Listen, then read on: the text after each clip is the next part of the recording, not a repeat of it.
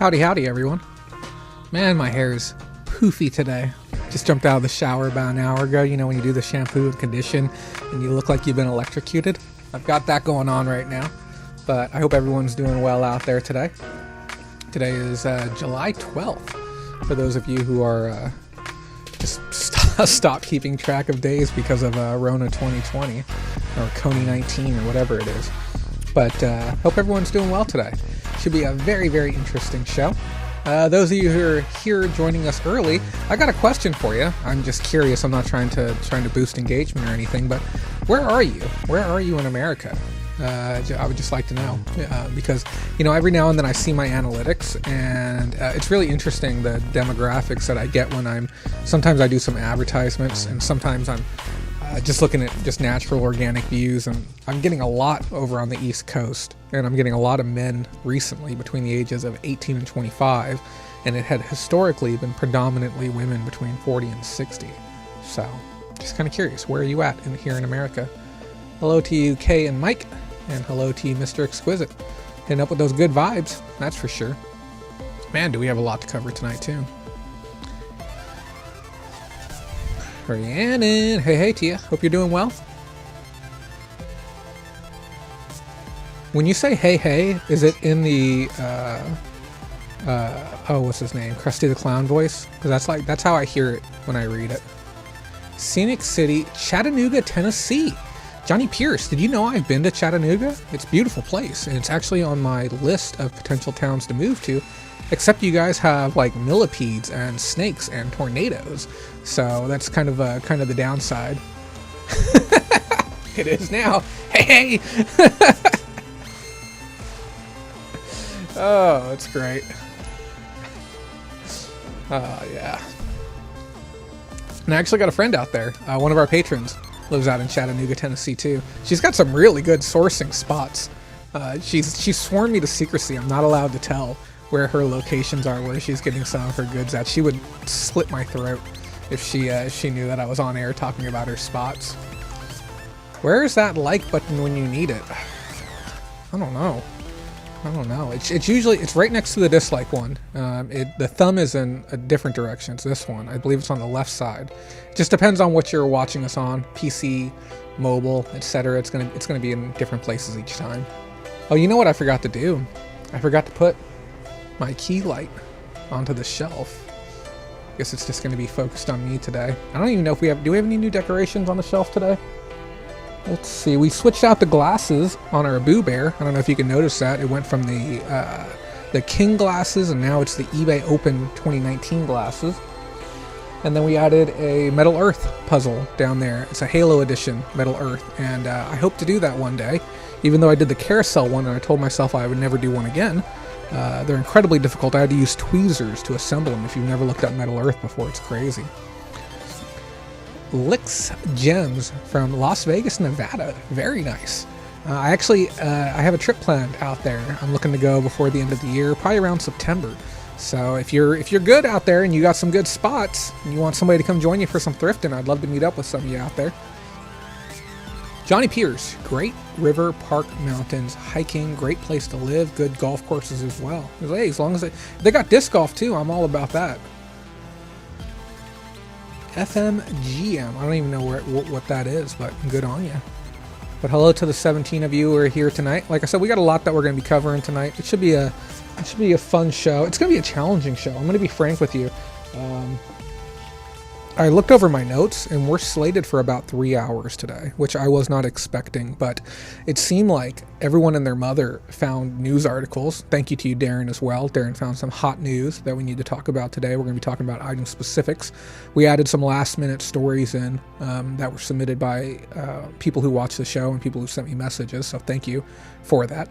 Central PA, good morning. Nice. But yeah, so we have a very big show today, and we're going to be doing 2 weeks worth of pickups. I'm actually going to be front loading the work this week because I sold through some of the items. I went in and photographed them and listed them early. And if anyone wants them still, I'll work something out with you. We'll just screw some eBay buyer, some no good eBay buyer out of the item. Mobile has no like button. If you're probably on full screen. If you turn it to normal screen, it'll go to the top, and then you scroll up a little bit, there'll be the like and dislike right there. And thank you for trying. I do appreciate that. Like I said, tonight we're giving out, you get a free sales boost. Just click that like button. That's all you got to do. Free sales boost to you guys. Has anyone's sales been doing decent? I don't know about you. I had, for the first time in what must be, God, probably over a year, I had $1,000 day.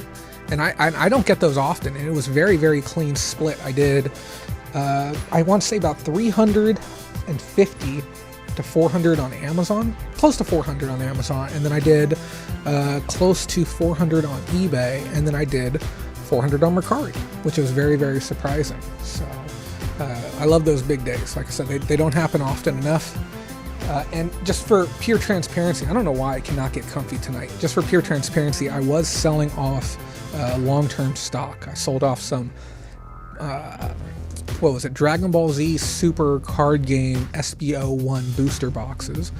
I sold off one of my Magic Ultimate Masters booster boxes, and I sold 3 Renegade or Rival or whatever brand it is mobile printers on Amazon. So 2 of those items were long-term holding items. I didn't make huge money on them. I probably made maybe $120 within $600 or $700 worth of sales. But the little scanner, mobile printer scanner deals, I paid $5 each for those, and I got $130 a pop for them. So I'm not complaining, and I have another dozen in the warehouse right now. I'm the only person that has brand new ones there at the warehouse. So it's just a matter of time. Hopefully they keep them. Mike T checking in. What's going on, Mike? Pleasure to have you. Thank you. I'm here. What's up, everyone? Let's have a great show. Let's aim for it. Now, Mike gave me one of the greatest compliments I've gotten in this show in a long time. Last week, he said that it was one of the best shows I've ever had 2 weeks ago. So you know what that means? It is going to be a long way downhill this week. I actually forgot to hit the other light. Hold on 1 second, guys. Does that work?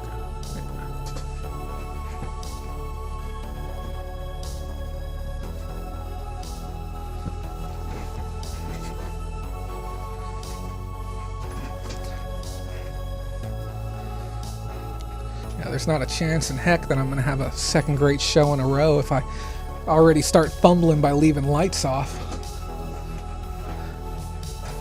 Okay, who else do we got? Mobile has no like, but I promise you it does. I'll even pull up my own show right now and I'll show you. YouTube. My channel. Live. Okay, so if you have the chat up on screen right now, just hit the little X on the top right corner of the chat, and then you'll be able to see that like and dislike button right there. Oh, some of you found the dislike already. Awesome.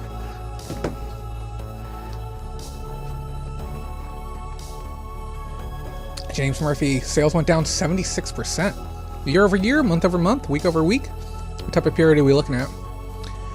Rhiannon, sales were amazing this week. That's great. I'm happy to hear that for you. Amazon is killing it for us. eBay, not so much. Yeah, it seems as if, though, after eBay's, what I can't remember what they called it, the marketing month or their little promotional month that they did, it really felt like things took a steep decline at the beginning of the month. So much so that I actually started a sale just the other day. And I told myself, I'm like, yeah, there's no way I'm going to run a sale during this whole coronavirus thing. And then as states started loosening up restrictions, I noticed that my sales just started dissolving, especially around like collectible goods. And I made the decision yesterday, I'll do 10% on all my inventory that's 45 days and older, all the way up to like 1,500 day old inventory, which is, it pains me to see it, but I'm not going to bin it at this point. And then 5% off on inventory that's 2 to 45 days old, just to see if I can get a little action on it. You got to keep the money moving. You got to keep it rolling. And with the new business model that I'm working with, you're going to see the evolution. It's going to be really interesting. You're going to see a completely different style of item this week, even compared to last week, and especially compared to the previous week. So 3 weeks ago, you saw those items. But the margins are going to be drastically different.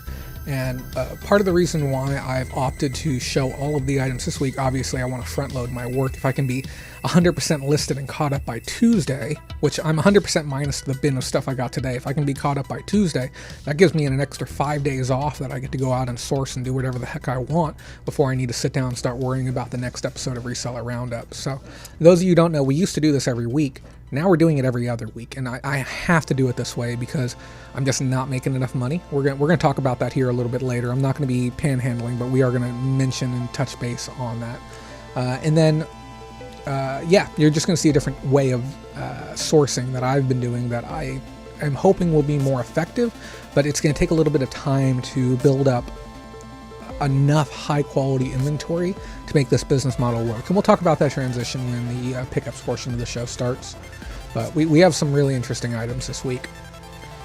James Murphy says, week over week, hey, a 76% reduction can seem sharp, but I mean, it happens to us a lot throughout the year. So, I do hope you boost it. If you want to do a free store audit, we can take a peek at your store when you become a patron.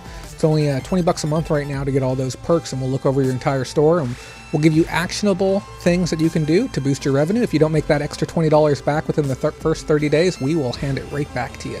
So you got nothing to lose. Mr. Exquisite ran a sale over the 4th of July weekend and killed it. I definitely had to slow down in June. Right there with you, brother. I wanted to have this interesting discussion regarding items that we should be getting ready for coming Halloween time.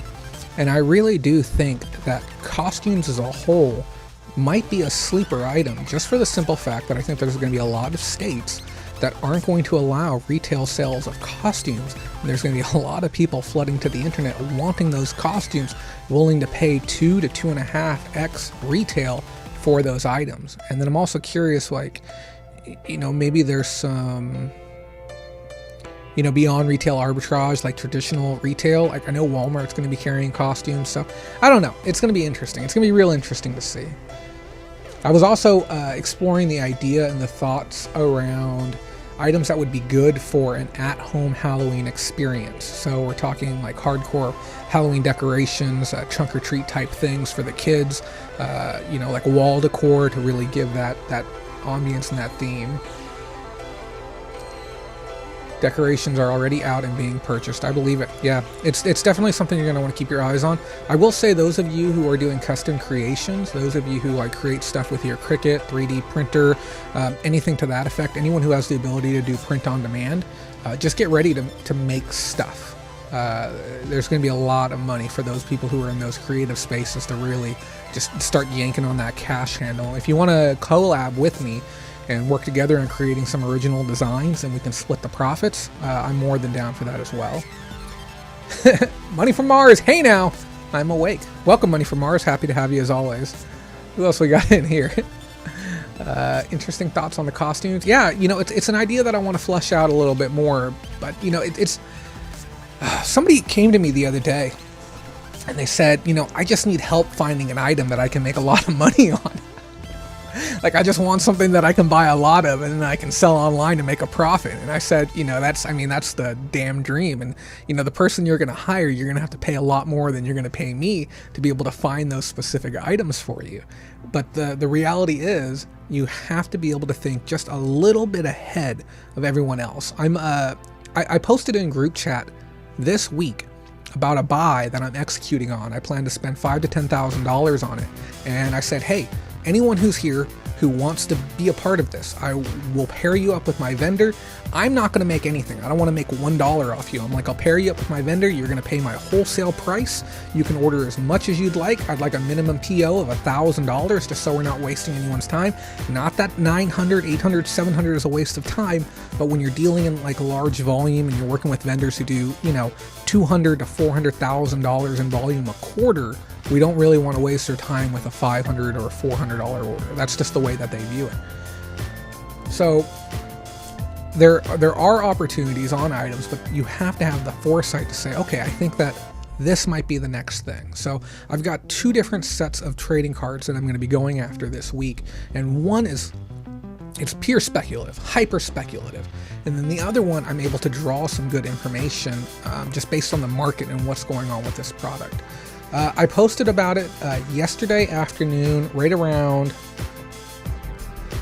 I want to say noon. Here, let me find out for you. It's a couple hundred messages back, I'll say that much. It was posted right around noon, 12:05, somewhere in there. But it's going to be a big one though. Mr. Scotty T coming in hot with the $1.99. Scott, where are you in California or even in America right now? My homie Scott here runs truck. I keep telling him, come swoop me. We'll ride out to Nevada or something. But thank you, Scott. And here's the thing. I don't think, I know you make great money doing what you're doing now, but I don't think people thank truckers enough. Thank you, Scott, because it's like truly the backbone of not only e-com, but just society as a whole. So I still need to get you that battering ram for the front of your truck in case you run into any trouble. But thank you for that $1.99, buddy. We'll definitely spend it on lunch next time I see you. Definitely hit me up when you're out this direction. I'm currently back in town. Way to go, brother. Make sure you get some disc golf in too. Dude, it is like 108 today out here. It is toasty, toasty, toasty. But I still got out to the swap this morning. Man, me and the girlie, we crushed it this morning. Anthem time. Who is ready to make some money? And tell your family I said hello too. Somebody says, bought 2 rubber skull masks for $6. That's not bad. I'd probably buy them too. I just learned the other day about some vintage Halloween mask. So every time I see a mask now, I flip it over and I look for the writing on the inside. There's a couple of brands, and I don't know the brands off the top of my head because nothing locks into my head until I've found it, photographed it, listed it, and sold it. Then I know it's something worth going after. So when somebody's like, hey, this brand such and such is a bolo, it just in one ear and right out the other.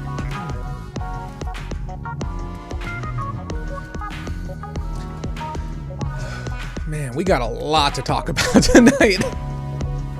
I've done my best to try and keep it as relevant as possible, but there's going to be some interesting stuff. Some stuff where you're going to like scratch your head and be like, really, that happened and no one told me about it.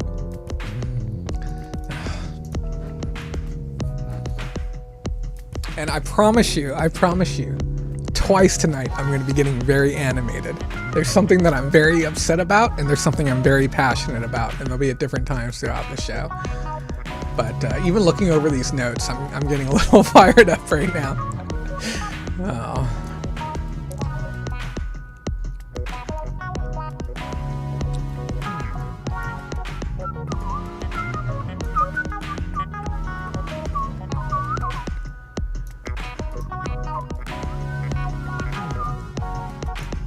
Just getting my windows arranged.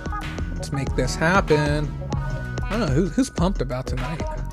We got 31 people here in the house tonight. We are going to have a heck of a show. Thank you to everyone who took the time to be here early. I do enjoy talking with you before the show, but without further ado, let's do that thing that we do every other Sunday, and let's get a little bit smarter together. Let's go.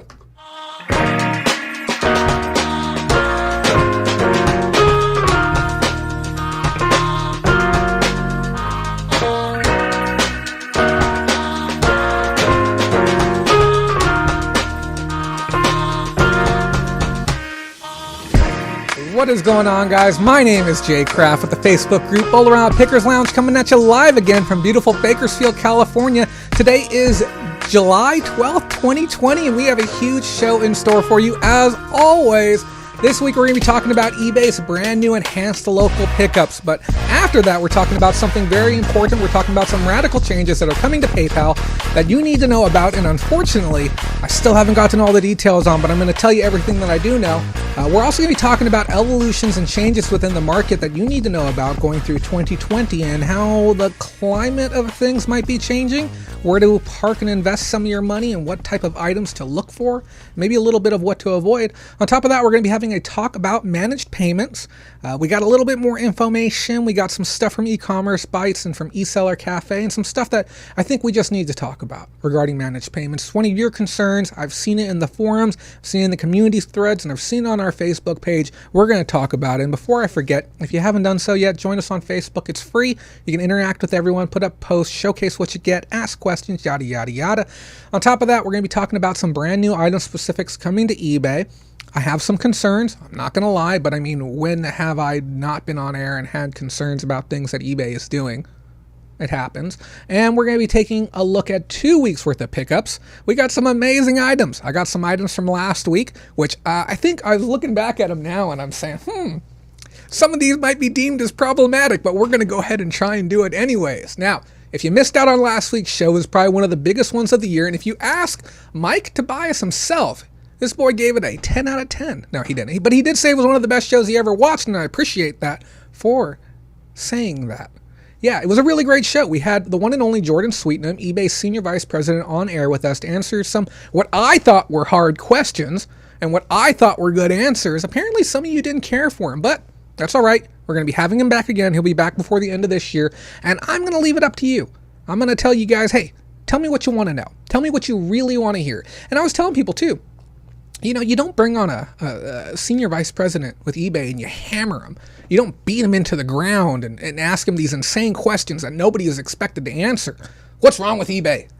You can't do that, okay? You be nice to your guests. You thank them for their time. You appreciate the answers that they do give you. And when they tell you things you don't know, you show your appreciation for it. But next time, I promise you, we're going to have some harder questions, but we always want to make our guests feel welcome whenever they do show up on our show.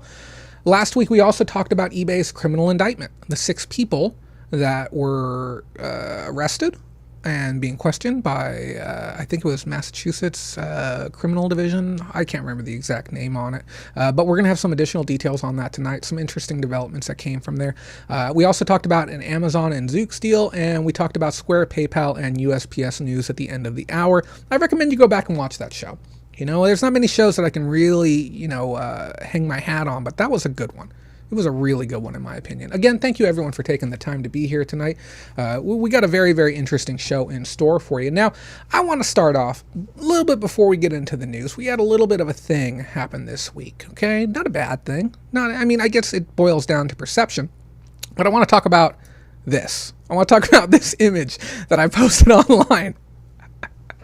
Oh, man. And those of you who aren't part of our Facebook group, you haven't seen this. And those of you who have, okay, you may have seen the massive comment thread that came from me posting this image. And the reason why I posted this, and I believe I said something to the effect, somebody quote me, call me a liar, but I said when you see these things, it's generally a sign of an item you don't want to buy. And I might have even gone as bold and as brazen and said that's the immediate signs, or the definite signs, or the 100% factual signs you do not buy this item. Limited edition, collector's choice, or collectors of any variety, and certificate of authenticity. And then some people even added some extra stuff in, saying like, oh, as well as stuff like made in China and other things to that effect. And the debate went back and forth. And it was, in my opinion, it was a somewhat interesting and fair debate. And we went back and forth. And sure, and I agree. Every now and then you're going to see one of these things on an item. And guess what? It's going to be worth money. Okay, it's going to say collector's choice, #1 preferred by America's collectors. It's going to have a double certificate of authenticity, and it's going to be a triple limited edition run.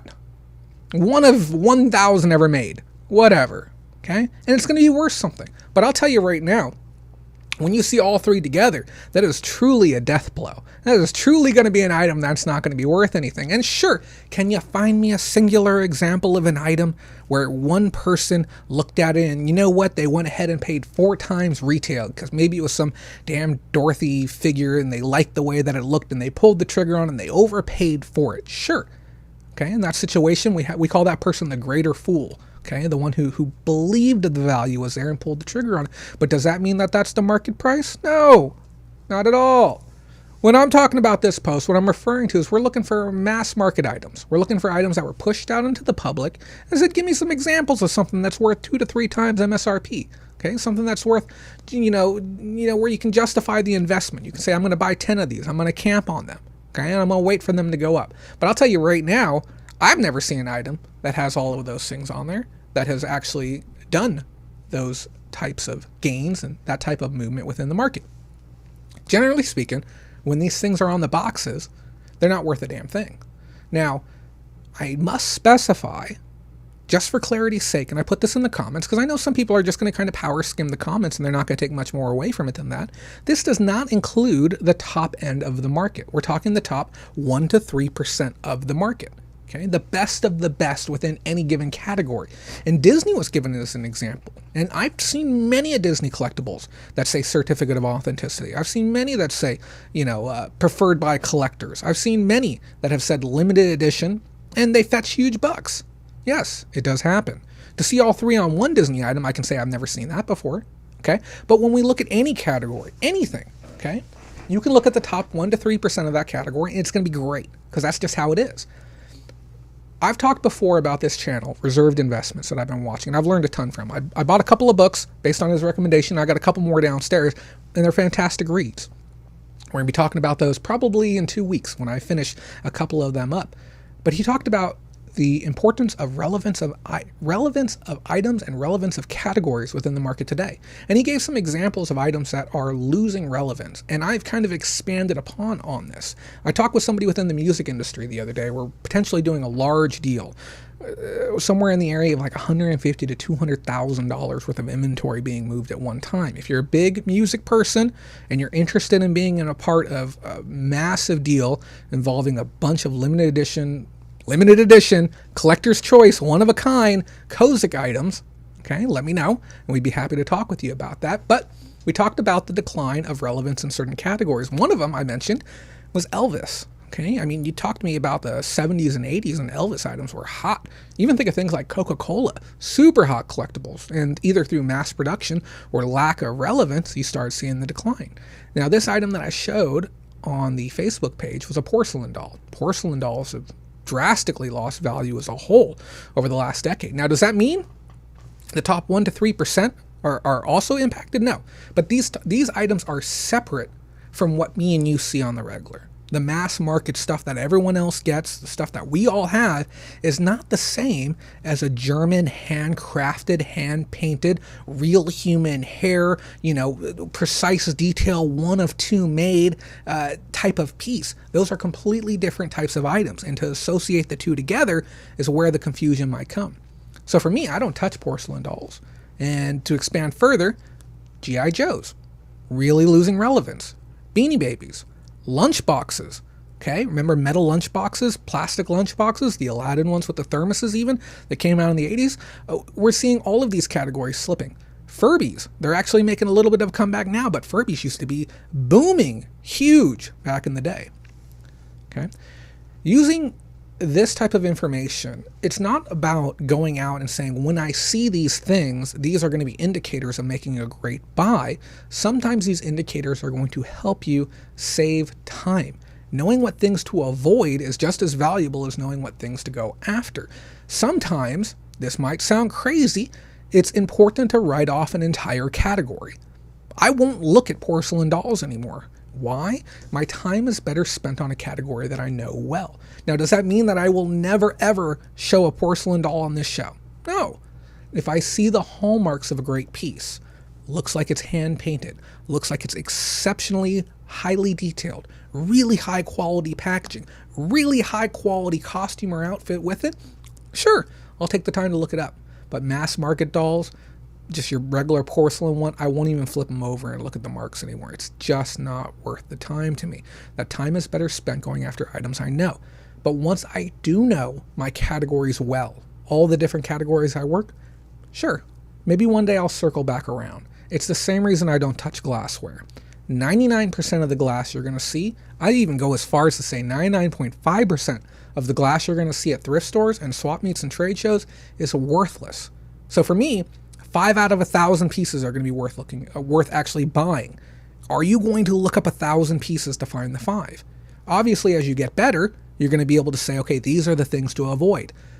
Pieces of glass that have Walmart stickers on them. Pieces of glass that look like mass market. Pieces of glass that don't have the correct weight. It's no different. Collector's choice, limited edition, certificate of authenticity. Once you learn how to separate out the garbage from the good stuff, you can be more efficient, you can be smarter with your time. This is all I was saying in my thread. I got accused of being rude. I got accused of down-talking a trainer or something to that effect. And I left a very proper and appropriate response. But just remember, okay, when you're reading text, you add the emotion to what you are reading. Okay?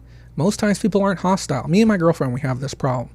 I will not ever tell her anything again that can be deemed as upsetting. Some gripe or some concern or some little thing that I have. Because some people add bad emotions sometimes, whether they mean to or not. They take things very critically. So when you're reading stuff online, remember, you're adding the emotion to it. Sometimes people mean really well. Sometimes they're just trying to help your business. Even if you've been a trainer for 20 years, it does not mean that you're incapable of learning new things. So that's what I wanted to start the show on. I kind of wanted to pass a little bit of knowledge to you on that. But let's go ahead and move on. You know what, guys? I don't even think I have the patron slide loaded in. Here, let me check really quick, because I don't know if I even have it right now. And I don't want to... Oh, I do. It's just in the wrong spot. Guys, I want to thank all of our patrons. We had to redo the slide. We had some people come. We had some people go. I want to give a big thank you to our top patrons, Ashley, Brandy, Rob, Tina, and JRB. Now, those of you who don't know, Corona has directly impacted me as well. And I normally don't come on here and I don't say a whole lot regarding Patreon. Okay, I try and keep it real simple and real smooth. But there's two things I want to talk about. One, a lot of people have downtraced their expenses. A lot of people aren't sourcing as much, and our Patreon has taken a significant hit. We're down almost 50% right now from the revenue that we were making before to where we are now. Another thing that a lot of people outside of the Patreon community do not know is that my show gets attacked every single week. And what do I mean? Every week, people come and report my show. Before I am even done with the show, it's been reported to YouTube and monetization has been disabled on the show. Right now, I am not getting paid for what I am doing. Every single time I make an episode. And the review process due to COVID can take several days for the monetization to get turned back on, which means I lose money on every single episode that I make. If you have been considering signing up for Patreon, I would really appreciate it if you did. For as low as $5 a month, you can support the show. As low as $20 a month, you can get some amazing perks, interact with some fantastic other people, talk within the group chat, learn some stuff, learn about exclusive buys that I'm doing, get in touch with my distributors as well for the items, and learn pretty much every single major buy that I make, I discuss on the page. We also have a private page. We talk about buys on there. One of our patrons, Miguel, has been putting out some bangers on some bolos lately, $1,000 profit bolos. And I'm not going to guarantee those things are always going to be around, but he has been putting up some hot links. We had some people put up some hot links regarding some Disney stuff recently. And you notice how I can't talk about what it is? It's because they've asked me not to. They said, hey, let's just keep it within our community. Okay? No hard feelings. So it's a very tight-knit community. We do vet people before you come in. So if you do sign up, we'd like to talk to you first to make sure you're going to be a good fit for the community, and then we'd love to have you. So thank you so much to all of our existing patrons, and if you would like to support, now would be a fantastic time to do so. We could really use the help to keep this bad boy on air. Moving forward, guys, have you heard about eBay?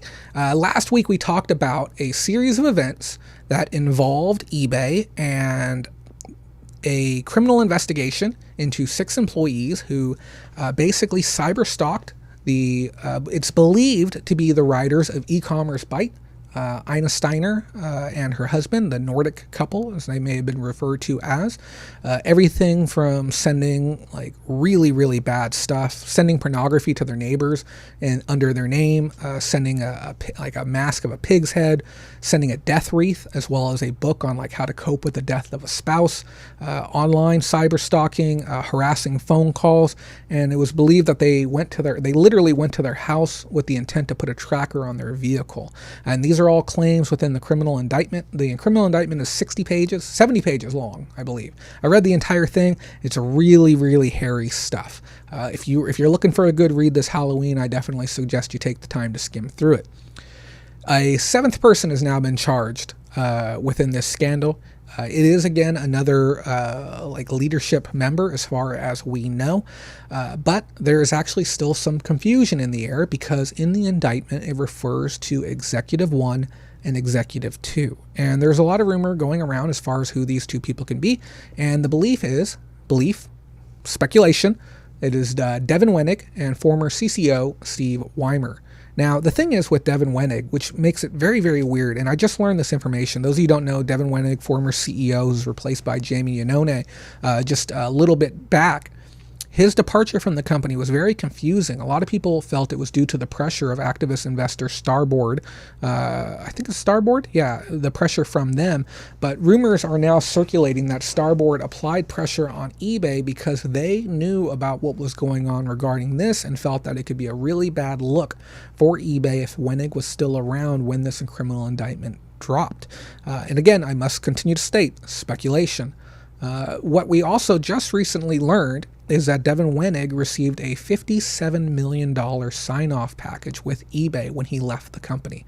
$57 million. Now, keep in mind, this gentleman was earning, I believe, somewhere between $16 and $21 million a year working for eBay, not to mention the fact that he also spent quite a lot of our money to open up Walkers. Is anyone here familiar with Walkers on the San Jose campus? Basically, he created a clone of a popular bar in New York, and it's called like Walker's East or Walker's West. Yeah, Walker's West. And buckets of money were dumped into creating this bar on campus, specifically per his request. And the thing that really irks me about this $57 million is that is a lot of money, a lot of our money. That is our fees, our promotional dues, and our new managed payment money that was lined in his pockets, not to mention the buckets of cash that were used to stalk this couple. So we're going to continue to follow the story, and we're going to provide you with more details as they develop. It's an interesting story, and we don't want to get too wrapped up into it because it's not going to help you out a ton when it comes to your day-to-day operations, but it is going to give you one more reason to sit there and be a little bit fired up about eBay and what they're doing. I didn't realize that this was on screen the entire time. Give me 1 second, guys. eBay's also made some new changes that are breaking right now. Darren was nice enough to send me this article or put it up in the group chat so that way I could see it. As of September 9th, we have some new item specifics coming to the platform. Now, item specifics back in 2016 were like, whatever, make it easier for people to find your item, yada, yada, yada. And then slowly over time, we even talked about this. We said things that are optional are eventually going to become mandatory. And that's what we're seeing now. Optional things becoming mandatory. So with the spring update and the fall update that we've experienced over the last year or so, we've seen these optional things become mandatory, and now we're seeing a host of new ones coming to the platform. We have them across 6 key categories: electronics, home and garden, winter, business and industrial, watches, sporting goods, home and garden, summer. I do like the fact that they have split the 2 categories for home and garden. Makes sense. Now, I want to give you the complete list for just electronics. Now, obviously not all of these things are relevant to your items, but you're going to hear some things on this list and you're going to say, yep, I've got items within electronics. Yep, I'm going to have to add that. So every single thing that I'm mentioning now is going to be a mandatory item specific come September 9th, as far as we understand it now. Electronics alone, banned material, brand, compatible OS, connectivity, credit included, display format, display technology, film format, focal length, focus type, form factor, game name. Okay? This is the dumbest item specific I've ever seen in my entire life. We already have, the item specifics catalog, blah, blah, blah, and they want us to input it again. I've seen this happening on Mercari. Mercari is trying to really tighten down on accessories, and their accessories list is not robust enough. They're trying to tighten down on games, and their game list is not complete. It will cause problems. Trust me. Maximum aperture, maximum magnification, memory card supported, internet connectivity, microphone type, maximum resolution, number of earpieces, playable media format, processors, publishers, screen size, and wireless technology. Now, this is just electronics. There is nearly 40 pages worth of new item specifics being added to these categories. It is a lot of information. It's available at the eBay website. You can download it if you need to, but eBay will be coming to you and saying you need to add these things to your listings. There's no way about it. If you do not do it, we are going to suppress your listing. It's just what's going to happen. Now, I want to be clear. I am a fan of item specifics, but I am not a fan of over-the-top item specifics. Okay? Somebody who is buying a microphone, if they're spending $300 on a microphone, I don't think that they are going to need much more information about the microphone. Because here's the thing. You don't come to eBay to research which microphone you want. You come to eBay when you are prepared to make a buying decision. You go to Amazon if you want to research. You go to the internet, you go to Google when you want to research. But nobody goes to eBay to research microphones. Because when you go to Amazon, what do you get? You get reviews. Okay? And you get to see which one's highest rated. And you get to see which one has the highest customer satisfaction, or bestseller, or newest one arrived. And you get to see this information that can actually help you make buying decisions. Or you go to Google. You do the same thing, Google Shopping. You look at Google reviews. Shit, you even go to YouTube and you watch YouTube video reviews. You do not go to eBay to make your buying decision as far as which one you're going to get unless it's boiling down to one and one factor only. What is that factor? Price point. Price point is the only thing that matters for people who are researching on eBay. People come here knowing what they want to get already, or knowing I have this budget, what can I get within this price point? And then they go research off-site. I feel that a lot of these item specifics are leading towards more of a, like trying to help the consumer narrow down what they want. That's not our job. Okay, our job is to direct the customer to the item that they want. What are you looking for? I'm looking for an Electro Voice RE320 microphone. Here you go. Here's how much it cost. What more do you need? You connector type? Sure. Somebody who knows somebody who's prepared to buy this microphone knows that this is an XLR. They don't need my help on a $350 microphone. I'm sorry. And I sold 2 of these last month. 0 item specifics. I included the brand, nothing else. The person who wants this already knows what they're getting. So 30 pages worth of item specifics. Hello, Tia Donna. Happy to have you here. On top of that, guys, we're looking at some new stuff with eBay again. They have a new local pickup feature. I don't know why this took so long to make happen. It almost frustrates me a bit. They've added a thing called code scan functionality, and it's kind of interesting. And I'm happy that eBay's been around 22, 3, 4 years now, and we've just got the solution. I sell an item on eBay. I've marked local pickup. If the person has selected local pickup for their option, eBay will kick me out a code to my inbox, but I can also view it on my sales history. And I can select the option that says show code. And it'll show a QR code on my screen. The buyer on their end will receive a notification saying, like, hey, you can work with your buyer, or you can work with your seller now. You can pick up your item, yada, yada, yada. You communicate with the person you meet up, and they'll have an option on their end that says scan code. And then from there, you meet them, you scan their screen, it locks it in, and it shows that the transaction's been completed. Do you guys know how we've been doing this historically? We've had to stand there and we've had to tell the person, please inspect the item. Once you are fully sure that you want this item, go ahead and leave me positive feedback. Once you've left positive feedback, you can leave with the item. Because if they don't, the feedback would actually count as the completion of the sale. If they didn't leave you feedback and they took the item, they could claim a week later, yeah, I never met the person. I never got an item. I don't know what you're talking about. So what happened here, This was supposedly the brainchild of the 2018 Hacking Week. And we talked about Hacking Week. It's basically where all the eBay employees, or not all, a good portion of them who want to participate. I mean, who wouldn't want to take a week off to just brainstorm with people outside all day? And they come up with ideas of ways to innovate the platform. And this is what they came up with. They came up with this piece out of 2018. I'm sure there might be some other stuff too. I just don't think that this is the best way to do it still. I still think that there's a better way to do it. I'm not going to come up with a better idea now, but I can tell you there's still a lot of people who buy items on eBay. Believe it or not, they don't do it through their smartphone. I can promise you it's still going to create complications for people who aren't mobile phone enabled yet. So something to keep in mind. Kate and Mike says, our option for a new item with ISBN UPC, we believe item specifics are a waste and disrespectful to eBay's focus or eBay to force us to enter them. They are common and should be a part of the catalog, CAMZ. And I agree. And I believe you left a comment on Facebook, and I told you I would touch base on this, so thank you so much for reminding me about it. I believe you had asked whether or not they were worth entering, UPCs and ISBN specifically. Yes, they are. And the reason why I say this is because a good portion of my shoppers actually come in from Google. And Google is really good about combining data together. It says that, you are looking for the book Comic Wars. That's the book you're looking for. And and if you've done your listing correctly, that listing gets kicked out to Google.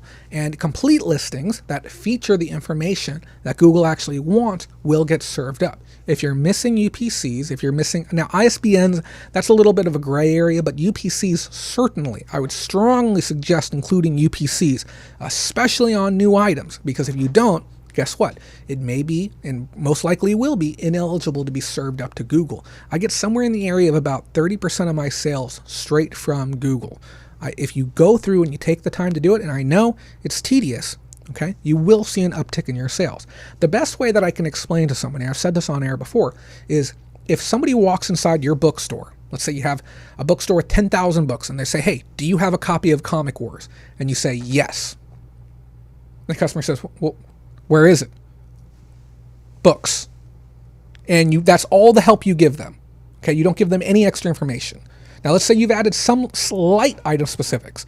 Okay, you say it's over there in nonfiction. Okay, cool. You've got to me a little bit closer. But now you've gone ahead and you've given me the ISBN and the UPC, and it's like saying it's exactly right here on the shelf, and this is how much it's going to cost you. Do you want it now? Okay, so you're making the experience for the consumer a friction-free experience by directing them specifically to exactly where the item that they are seeking is at. And if you're priced competitively, I promise you'll see an uptick. Now, I remember the week, I think it was in 2017, where UPCs became a mandate, and a lot of people were clicking the does not apply option on every single one. I walked into my warehouse and I sweated it out, and I added every single UPC to every single item that I owned. And yes, I did see a significant uptick in my sales, and I also found items that weren't active or I had missed quantities. If you are going to be doing it, take this as an opportunity to audit your inventory as well. Look for items on your shelf that you believe are listed that aren't, and look for items on your shelf that are listed, but maybe you have like quantity issues, pricing issues, titling, errors, and other stuff like that. A good audit is going to be worth your time and trouble. And I understand what you're saying. Customers searching for that specific item would not enter in an ISBN or a UPC for that item. But, okay, if you want to be part of that, if you want to be part of that search, you're going to want to have that information because you're not going to get shuffled across Google without it. And Google is a pretty powerful tool for eBay sellers, even Amazon sellers as well. You're going to want to have that information on your listing. It will uptick your sales velocity. You do get bundled in with all the other people who have the correct item.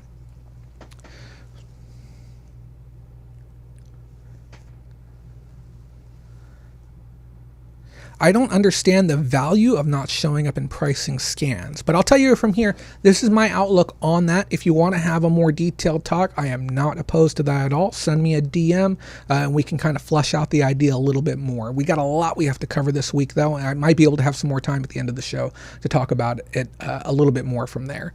Guys, we have some massive changes coming to PayPal. It's very important stuff. Changes are going to be coming July 31st, 2020. Now, we are not going to be covering step by step every single change that's on this agreement, this update, this policy change, as they put it. We're going to be covering the important ones. A lot of this is going to be verbatim, but we're going to get some additional information in here as well. PayPal is expanding its seller protection program to include certain intangible goods and providing that the terms and conditions with respect to the coverage of such intangible goods. What is an intangible good? A donation, a stream tip, a digital asset, something that you would not ship. These are the types of intangible goods I believe that they're talking about. And let's say consulting services. If I'm doing a consultation with somebody, that's an intangible good. And I don't want somebody charging that back for whatever reason they feel like charging it back. Maybe they didn't do the work. I had somebody this week, they were upset because they wanted me to cancel their Patreon last month. And I told them, like, you gotta go through and you gotta cancel it yourself. And then they ended up getting charged again this month. And they were upset at me for it. And I'm like, dude, cancel your own Patreon. It's not my job to cancel it for you. And I told him it's just like a gym membership. If you sign up for the gym, just because you don't go to the gym doesn't mean that the gym scams you out of your $50 for the month. It's your responsibility. Cancel your own stuff. So this is the type of things that they're talking about, including within seller protection, which historically was not included. PayPal is clarifying that its seller protection program does not cover unauthorized transactions initiated in an environment not hosted by PayPal. What does that mean? That means your eBay transactions are no longer going to be protected under the new service agreement. And this leaves people in a very, very tricky place, specifically people who are dealing with gold and bullion right now. It's very, very hard for sellers who are working within this commodity to feel like they're going to be okay come the end of the month, for the simple fact that if I sell a $1,000 piece of gold come the first of next month and the person gets it and says, hey, I didn't get anything, and they open a dispute, okay, PayPal isn't going to protect that item. eBay sure as heck can step in, but here's the problem. If that transaction was initiated on PayPal, eBay can't do a damn thing. They're not going to come out of pocket $1,000.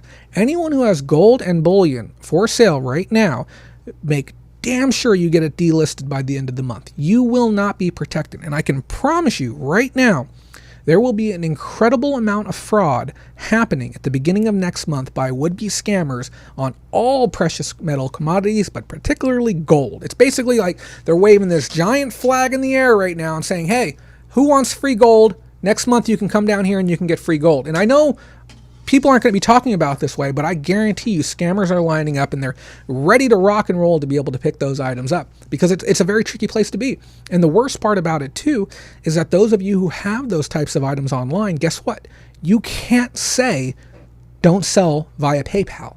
It would be one thing if you had the option to de-authenticate and say, this listing is only eligible via managed payments, Apple Pay, Google Pay, whatever, and disable PayPal, but you cannot disable PayPal as an eligible payment option for even a guest coming in and making the purchase, or an established PayPal buyer coming in and making the purchase. It's a very, very scary time right now. Mike T. Jay, on the group chat you said Friday, I sold an Ultimate Masters Magic on Mercari for $350 2 days ago as well.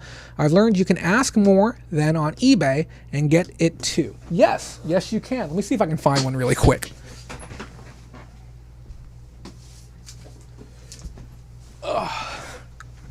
So, this is a great topic to talk about. And we're just going to touch on it really briefly. Those of you who don't know, I have a lot of these. These are Ultimate Masters booster boxes. Oh, and somebody complimented my shirt earlier. I saw that. Thank you. I appreciate it. It's one of my favorite ones, but I don't wear it often.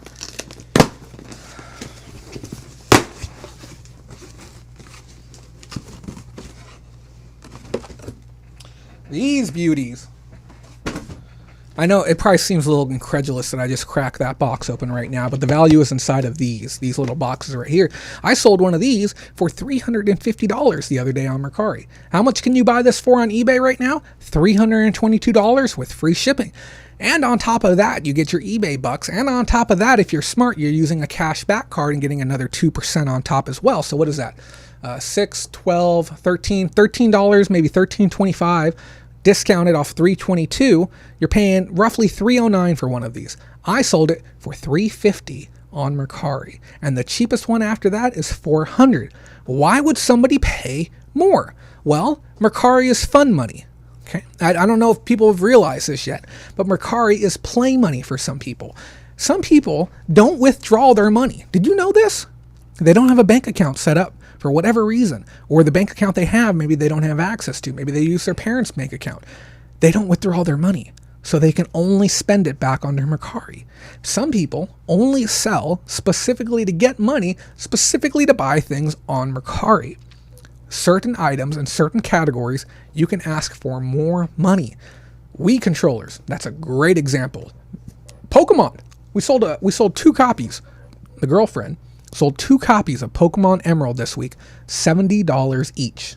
And I can assure you that's above the average for a sale of that video game. But if it's the cheapest option available on Mercari and you only have Mercari Play dollars, and I'm using that term loosely, it's basically you've made a sale, you have money, and it's pinned into Mercari.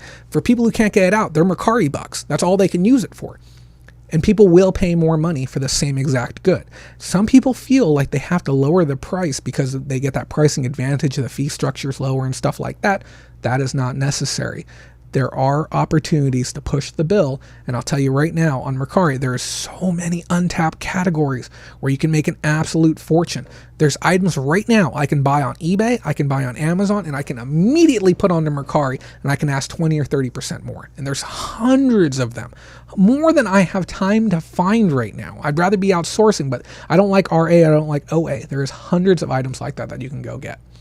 Thank you for bringing that up to me, Mike. If anyone's interested in these, you want wholesale pricing, I can do $315 each wholesale pricing, maybe $310 if you're going to buy more than $1,000 or $2,000 worth, most likely. I got like 40 of these left, so if you're interested, let me know. And then we also have some Burning Shadows. I did sell a Pokemon booster box for $400 this week. I was very, very pleased about that too. I'm slowly liquidating my position on those so that I can, I'm divesting with the intent to move my position into a new product. I've made about as much as I feel I'm going to make on these. I paid $245 to $235 per unit wholesale initially when they came out about a year and a half ago. And I feel that right now, if I'm making $60, $65 per unit across 45 units, that's a good enough profit for me. I'm not going to be greedy. And I have reserved investments to thank for really making me think critically about who is your buyer. If you're making a speculative buy or speculative investment, if you're somebody that collects something, you collect, I don't know, Bratz dolls, Lol Surprise, Beanie Babies, Pez dispensers, another category that's falling apart. I Love Lucy, another category falling apart. You have to ask yourself, who is your final buyer? If you don't know who your buyer is, because where is my $500 buyer on this item? How long do I have to hold this before I get to $500? Will I get to $500? Will the market allow me to sell this at any point in time within a normal period of my life for $500? If it's wishful thinking, you're not investing. You are purely speculating. You have to know what your exit strategy is and who that person is. Cooking Mama is another speculative investment. Yes, it is. And at the time we made that investment into Cooking Mama, we knew a little bit more information, we knew some information, but not enough. And I still think it's going to be a fair thing. If you have clean copies that you can send into WADA, I apologize for those of you who aren't following right now. We got some private discussions going on in the background. I'd love it if you came and joined us in group chat. PayPal other changes for significantly not as described claims under PayPal Seller Protection Program. The company is clarifying that the item may not be returned to sellers, or sellers may be required to accept the returned item and pay for the return shipping cost. I don't know what this means. It basically means that you may or may not have to take the item back, but if you do, you're going to have to pay for it. Okay, this is kind of an issue still. It's another one of those power in the buyer's hands, and I'm tired of it. It's really bad when it comes to fraud and abuse, and I'll tell you, man, we got to get this phone support back online ASAP. We really do. Joe, there's a back end. I can't remember where it is. I received an email once, and the email had the statistics on it, but I'm sure there's a way to view your analytics on the back end of eBay. Send me a DM this week, and I'll look into it, because I've had a few people ask me. All I remember is once I got an email, and it said that 40% of my sales volume was initiated through Google search. And I'm like, oh, wow, that's quite a bit. And I've kind of used that as a reference point since then. PayPal is excluding items intended for resale, including single item transactions or transactions that include multiple items, from reimbursement eligibility under its purchase protection program. PayPal is requiring that buyers attempt to resolve their issues directly. I'm going to read that second sentence later because that's unrelated to the first one. PayPal is excluding items intended for retail, including single item transactions or transactions that include multiple items, from reimbursement eligibility under its purchase protection program. What does that mean? That means if you bought 60 copies of Cookin' Mama off somebody and you have your 90-day return window because of Coney 2020, that means that you have to stick with those items, and that you may be excluded from being able to return those items, because normally, if you want to be like a real tool, you can buy a bunch of these, see where the market looks in like 85 days. If it looks like the market isn't going hot, guess what? You turn around, you send them right back to the vendor. You say, nope, not interested in these. Okay, if the market stays hot, you go ahead and hang on to them. With this new setup, they're going to make it so that you can't do that. And on top of that, I believe that they're going to have some discretion as well as to what they deem a resale item or bought with the intent for resale. So let's say you buy 2 pairs of identical Nikes, and you buy one for you and you buy one for resale. Or if you have a habit of selling Nikes online and you buy a pair of Nikes and you attempt to do, get reimbursement through the purchase protection program, you're going to be ineligible to be able to do that. So there is some extra verbiage and words that we're going to read here in a second that are going to better explain that. Is through e-commerce bites, but we'll come up with that here in a second. PayPal is requiring that buyers attempt to resolve their issues directly with sellers prior to filing a claim with PayPal in order to be eligible for reimbursement under its purchase protection program. This is also worthless. There is already a way to be able to communicate with people via PayPal. Guess what? There's also a way to communicate with people via eBay. How many times have you had somebody open up a case with you and you're like typing away, hey, sorry to hear that you're having a problem. Let us know what's going on. Be happy to work with you. No response. 2 weeks later, eBay's like, hey, communicate with your person or we're going to have to step in. You message them again. You're like, hey, love to know what's going on. Here to help you. Would love to be able to get this issue resolved. Please send me a message. Here's my phone number. Let me know if I need to send somebody to your house to figure out what's going on so we can get this issue sorted out. No response again. And what ends up happening a week later? eBay, we've decided we're going to step in. Guess what? You're taking that item back. Okay, we have these programs in place, and guess what? It's going to be the exact same way on PayPal. It's very frustrating. It's very unfortunate, but the way that this is being set up now, there must be some type of dialogue. But I can tell you that's going to get abused as well. It's going to be the same nonsense as before. Somebody's just going to be able to say, it doesn't work. You didn't send the right item. It's the wrong color. You said this and it's that. So same issues as before, but I believe PayPal's intent is to slow the flow of traffic of items that are bouncing back and forth and the amount of money that they have to have keep changing hands. PayPal is requiring that users notify the company of pricing errors or discrepancies within 90 days of having access to the user's account statements. Otherwise, PayPal shall have no obligation to issue a correction. So if you buy something at a retail store, you spent $100, but the transaction was actually only supposed to be $50 for whatever reason. Maybe the server added a $50 tip. Okay. And your transaction amount's incorrect. You only have 90 days to dispute this now. And otherwise, it's just going to be stuck. You're going to be stuck overpaying. And that's just the way that is. So I just want to make sure that people knew about that one. And then the one we were talking about earlier, PayPal is adding payments made in respect of gold in physical form or in exchange-traded form to the list of ineligible items and transactions under our seller protection policy. Item transactions not eligible for seller protection. The following are examples of items transactions that are not eligible for seller protection if payments made in respect of gold bullion, whether in physical form or exchange traded, the buyer claims either with us or in their card issuer that the item you sent isn't what you ordered, referred to as significantly not as described claim. Okay, so you're not eligible for seller protection if the buyer states that you sent them a different item. Let's back this up for a second. You buy this from me via PayPal. I ship it to you. Following along? You get the item. It's exactly this. It's perfect. It's beautiful. And then you go on PayPal. Seller sent me a box of rocks. There goes your seller protection. It's gone. That's all it took. All it took. Okay? It's a little bit of a scary thing. You're also ineligible. It says it involves an item that PayPal determines in its sole discretion is a counterfeit item.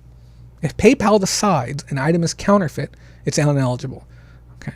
It involves an item that you deliver in person, including in connection with a payment made in your local store location. You cannot hand deliver an item. It must have tracking.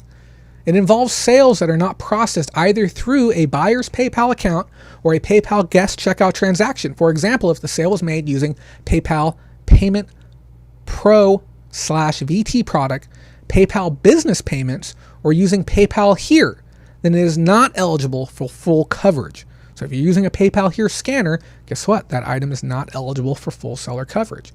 It involves items equivalent to cash, including gift cards, vouchers. It involves a donation. Donations are not protected any longer. It relates to the purchase of a financial product or an investment of any kind. It involves a payment sent using PayPal Friends and Family functionality. It involves a payment made using PayPal Payouts and Mass Pay. The item is a vehicle included but not limited to a motor vehicle, motorcycle, recreational vehicle, aircraft, or boat. So these are all things that are not protected any longer under PayPal. Other PayPal user agreement updates.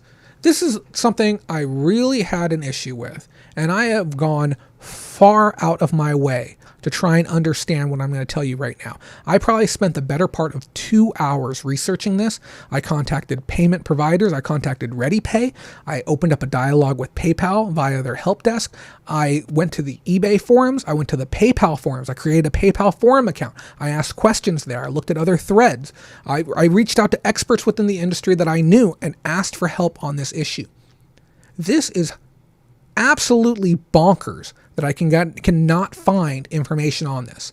PayPal is updating our data processing terms to better align with recent requirements of U.S. data protection law. Requirements of U.S. data protection law. This was mentioned over a half a dozen times in the update. Did anyone else notice this? Okay. What are these new requirements of U.S. data protection law? I cannot find them anywhere, and I looked hard. Okay, the best thing I could find was a 60-page document that includes things for all around the world. Okay, I'm sorry, I'm not going to read a 60-page document to try and better understand one line. I know that seems selfish, but I don't make enough to do that. I cannot get that information. The worst part, too, is that we have all of these statements that PayPal is making. If you look at the policy update, they'll say, we're doing this, we're doing this, we're doing this. Like basically saying we're making updates here, we're making changes here, we're realigning ourselves here to meet requirements of U.S. data protection laws. They're not telling you what the changes are. What are those specific changes? Are you going to be giving away more information? Are you asking for more information? Are you giving it to third parties? Is the government going to have access to it? Are you reporting our financial earnings? What is it? Mr. Exquisite says there is no single principal data protection legislation in the United States. I'm having issues here. If anyone can provide me any additional information as to what these laws are and what PayPal is actually changing. This is the issue that I'm having right now. PayPal is making a host of changes to the site and basically saying, we're going to do it. Okay. If you're going to continue being a person using PayPal, we're going to make the changes. You don't have a say in it. It's just going to happen. I'm turning my air up again. I'm like, we're just going to make these changes. Tough. Don't use PayPal if you don't like it. And I even saw a few people this week. If you don't like eBay, don't use it. If you don't like Managed Payment, don't use it. If you don't like PayPal, don't use it. No. Stop saying those things, because this is our platform to use to be successful. And the idea of just don't use it isn't okay. Okay, we have a voice and we should be able to voice our opinion and voice our concerns and, honest to God, get genuine answers. What is going on with our information? What is the U.S. government pressing PayPal about? What are these changes that are actually happening? I need to know, and I think that more people should be upset and they should be asking as well. We have a statement from a PayPal spokesperson regarding buyer protection. This was found on e-commerce Bytes blog. I recommend you go check them out if you haven't. Valuable information week in and week out. Obviously use a lot of different sources. I know some people rag on them, but they do a great service by providing some pretty decent articles from time to time. PayPal purchase protection is intended for end-use consumers. Therefore, purchases made for the purpose of filling retail inventory or any purchases made with the intent of reselling items are excluded from PayPal purchase protection. The intent of this change is to ensure that the retail consumer continues to avail the PayPal purchase protection while the quote-unquote business entities buying their inventory and supplies do not abuse the purchase protection with their supplier relationships and agreements go sour. I get that. Users who make commercial purchases are still able to use the disputes phase and can even resolve claims with their suppliers who are willing to amicably solve the problem. However, if the dispute is escalated and PayPal identifies a claim that is opened on a commercial transaction, the claim will be denied. Okay, so if you're working with a vendor, basically what that means is if you have a distributor and you buy a whole bunch of these, okay, and you're clearly buying them with the intent to fill your inventory, you're clearly buying them with the intent of resale. I'm not buying 40 of these to open them. I got better things to do with my time. If a dispute is open and there's an issue with the transaction, you will be denied. Kind of crummy if you ask me, okay? Scenarios where this exclusion does not apply. The purchase of collectibles which may be resold at a later point to collectors so long they are not bulk purchases. So if you're buying one sports card, I guess that's fine. If you're buying 10 of the same one, it's not. The purchase is completed as an end user and where the buyer may later decide to sell the item due to a wrong size or a change of heart. The trade in used goods and luxury items between consumers. The whole thing's dumb. I guarantee you're going to hear this over the next 6 months to a year. You're going to hear countless stories of people getting burned on PayPal. People doing offsite transactions and getting burned because they don't know these new terms. And they should, but they don't. This brings me into another issue. Managed payments.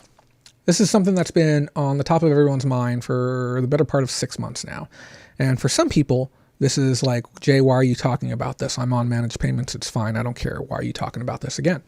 And for other people, this is a death blow for their business. I know what you're thinking. You're like, what's the problem? Why aren't they just switching over? There's a lot of people who have concerns regarding, I'm going to cross my legs really quick and get comfy. A lot of people who have concerns and want to know about being able to use PayPal Cash, being able to use a PayPal prepaid card. And we had talked historically about the viability of using that and having a routing and account number. And just the fact that they do. And we are coming into some resistance. We're noticing that a lot of people are unable to. We have heard of a few people who have been able to pull it off. And we are working on creative solutions to be able to continue to move forward with that type of idea. Thank you for sending me that post, Aaron. It looks like he may have found some information for me regarding the U.S. data protection. We will keep you posted on this. There are concerns that people are having regarding the sign-up process. And in my opinion, they have concerns for good reason. Yes and no. Part of the issue is that it is requiring for a majority of users to provide your bank's login information. So if you're a B of A, Chase, Wells Fargo, whatever it might be, and you log onto your bank online, eBay's asking you to provide that login information at the time you're signing up for managed payments on the eBay website. Some people have great issue with this. It's important to understand that those of you who are longtime sellers, you will remember when eBay and PayPal were the same company. A lot of you have already provided eBay with all of the necessary information and credentials to be able to gain access to your bank account a long time ago. Okay, so I do want to kind of scooch that one to the side for a bit. Alternatively, a voided check can be used for some customers. Depends on if you're a business or a personal account. But another thing that's really rubbing people wrong right now is the fact that certain sellers are being offered an incentive to make the switch over to managed payments. What am I talking about? Well, the people who have held out the longest, and I think you all remember me saying this, I said you might want to wait till the very last second, kind of see what happens, lower your risk a little bit. They're offering anywhere between $50 and $400 in invoice credits to make the jump over to managed payments. Why? Why is this happening? Well, it's my belief that a lot of people still aren't doing it. They're being told they need to do it and they're not doing it. Now, a lot of us, including myself, were not part of wave 1. I believe that there's going to be 4 waves. And someone actually brought up a really, really good theory. They said that maybe the people who have been on eBay the longest might be the last ones to be converted across. I'm like, that's an interesting idea. Maybe we'll ask the audience, and we'll ask you guys right now, if you are on managed payments, maybe just give me a simple yes or a no and the number of years that you have had your eBay account. So yes, 10, no, 5, whatever it might be. We'd appreciate those comments so we can gather a little bit of data right now as well. Donna Lockwood says, I just signed up and it didn't even ask for my login and I got the $50 credit, hopefully. Maybe you'll see it on your statement here next week. It depends on the type of account you have, but there have been a lot of people who have been asked to do that. I think it might be a threshold thing. You might have to do a certain amount of volume each year. You know, it could be $24,000, $36,000. But I myself, my account goes back, I think 15, 16 years now. I know I look young, but my account goes back quite a bit. Yes, 3, yes, 18, no, 10. We'll keep gathering this information. We'll see what we can find out. Now, again, I would say hold out as long as you can, okay? Because if they're giving away this money, then you might as well get as much of it as you can. And here's the thing, okay? I think it's a really bad look for 2 reasons. One, the people who did it early on, guess what? They didn't receive any cash incentive. And they should. eBay should go through and they should give that fair and balanced amount to every single person. Every person, especially the people who took that early jump and they were promised a discounted final value fee. You remember this?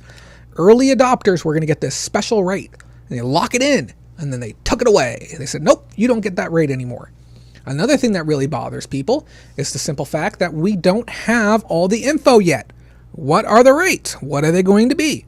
We talked with one of our sources, and maybe one of you can dispute this if you'd like, but what we understand about the new fee structure is that it's going to be a 2.35% fee on top of the existing category fee. So let's say you're selling in a category that has a 10% fee, you're going to be looking at a total of a 12.35% fee as a total, including your transactional and your actual base sale amount. That's what we're believing right now. We're still trying to gather some information on this, and we're looking at a 25-cent per transaction, not per line fee as well. Rumor is also circulating, rumor mill here, that the penalties will not be in place until the end of the year. Now, I already know people who are directly impacted and are not allowed to revise and not allowed to add new listings to their eBay store because they refuse to make that jump across. Okay. But some people are saying that we're not actually going to see account shutdowns happen until the end of the year, and even that the onboarding process might not even be complete by 2021. It'd be really interesting to see what happens with that. Has anyone here who's watching now been impacted to the point where your account has either been taken away or you're under heavy restrictions? I would love to know. And I promise you, somebody just got to sign up, got a $150 credit. Penny, wow, that is amazing. Yeah. So and is the money enough for you to justify signing up? So I want to talk here about why some people are choosing not to make the jump. And for some of you, I get this is going to sound dumb, but for others, I'm going to be speaking right to you. Me and you are going to have a very personal talk right now. Some people say, why do I want to give them my bank information? I kind of don't blame you. Why do you need sensitive information like my social security number? Will eBay simply take money out of my account at the first issue? We've seen this with, what was it, Etsy? They had something in place where they were just sniping money out of people's account. It was some type of glitch or something. Some people weren't able to pay their rent. They were having other issues. But with the way that managed payments is set up now, if I sell this, I go into a dispute and I lose my dispute, guess what? eBay can reach right into that account, and they can take that $350 right back out. Okay? And for some people, that's really horrifying. The idea that a sale that was completed 89 days ago could be in jeopardy of having the money taken away again. Another issue that some people are having is that their account information doesn't match. I've seen this as well. Some people are using P.O. boxes. Some people are using friends' addresses. Some people are using friends' accounts. Some people are using friends' PayPal account. Some people, and I'm going to make a big confession on air here right now. I've never said this on air before, okay? I am what you call a credit ghost. If you're not familiar with that, it means I do not have a bank account. Yeah, you heard me right. I do not have a bank account. Yet, I still operate on eBay, Amazon, and Mercari without a bank account. None. And I haven't had a bank account for going on maybe a decade now. And I know some of you are thinking, like, how is that even possible? Well, my PayPal Cash Card provides me with a routing and account number. That routing and account number allows me to get my deposits from both Mercari and Amazon. And that routing and account number is what secures my primary PayPal account. That's the routing and account number that I provided to PayPal. It's this big, we call it a circle something, big circular cycle that's going on. And some of you, I know some of you personally are credit ghost. You don't have a debit card, you don't have a credit card, you don't want one. You don't want anyone knowing how much money you have or where your money is. Some of you park your money in PayPal because it's safe inside of PayPal. It doesn't get attacked by alimony, child support, back taxes, whatever you might be avoiding, or you just don't want to have a bank. And this is the issue that some people are having. And I don't think eBay fully understands how many people are credit ghost. A lot of people are going to be scrambling to come up with a solution. I'm going to be one of them as well. Darren said that net spend may work. Now, here's the thing with this. You have to somehow be able to provide either login information or a voided check. I want to say this right now. We are behind the scenes working on a solution to be able to present eBay with a voided check via a PayPal Cash account. And if you're going to be one of those people that's going to need help, you can reach out to me. There's going to be a waiting list. I'm going to tell you that right now. You can send me a message at bolarama.com, and we are working with people to potentially be able to create solid enough documents legally. We're looking for legal ways to be able to do this, to be able to present to eBay, to be able to get people onboarded with managed payments. Now, I also want to stress this too. PayPal is not going to drop the ball on this one. PayPal isn't stupid. Trust me when I say this. They're going to find a way to try and get a slice of this action. I wouldn't be shocked at all if within the next month, PayPal announces PayPal Checking, a brand new service offered by PayPal for those of you who want to write manual checks. And it's going to be under the veil that you want a checkbook. But the reality is it's probably going to be used to onboard people for eBay. Something's going to happen.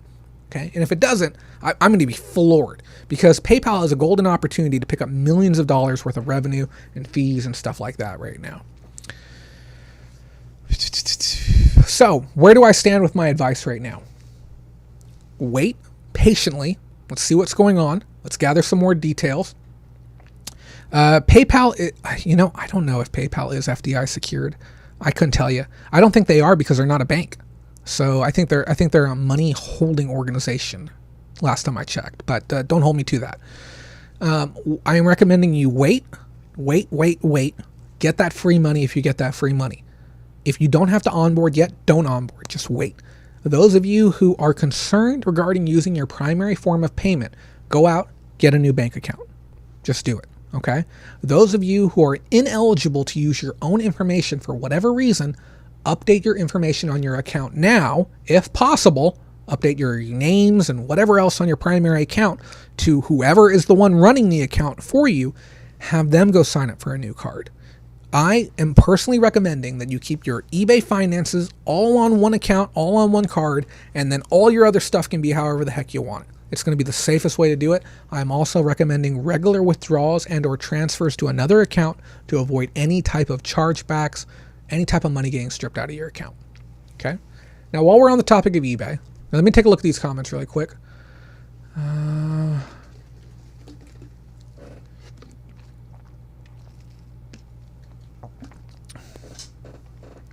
Okay. Some people are saying Cash Card will work. Some people are saying it won't work. I've heard both personally, but we're going to keep you posted. The reason I can't give you better information, I wasn't on wave one. I haven't been able to personally experiment or play with it. I can only go with the information that I've heard from other people. We're going to have a quick talk real quick about eBay's new international service.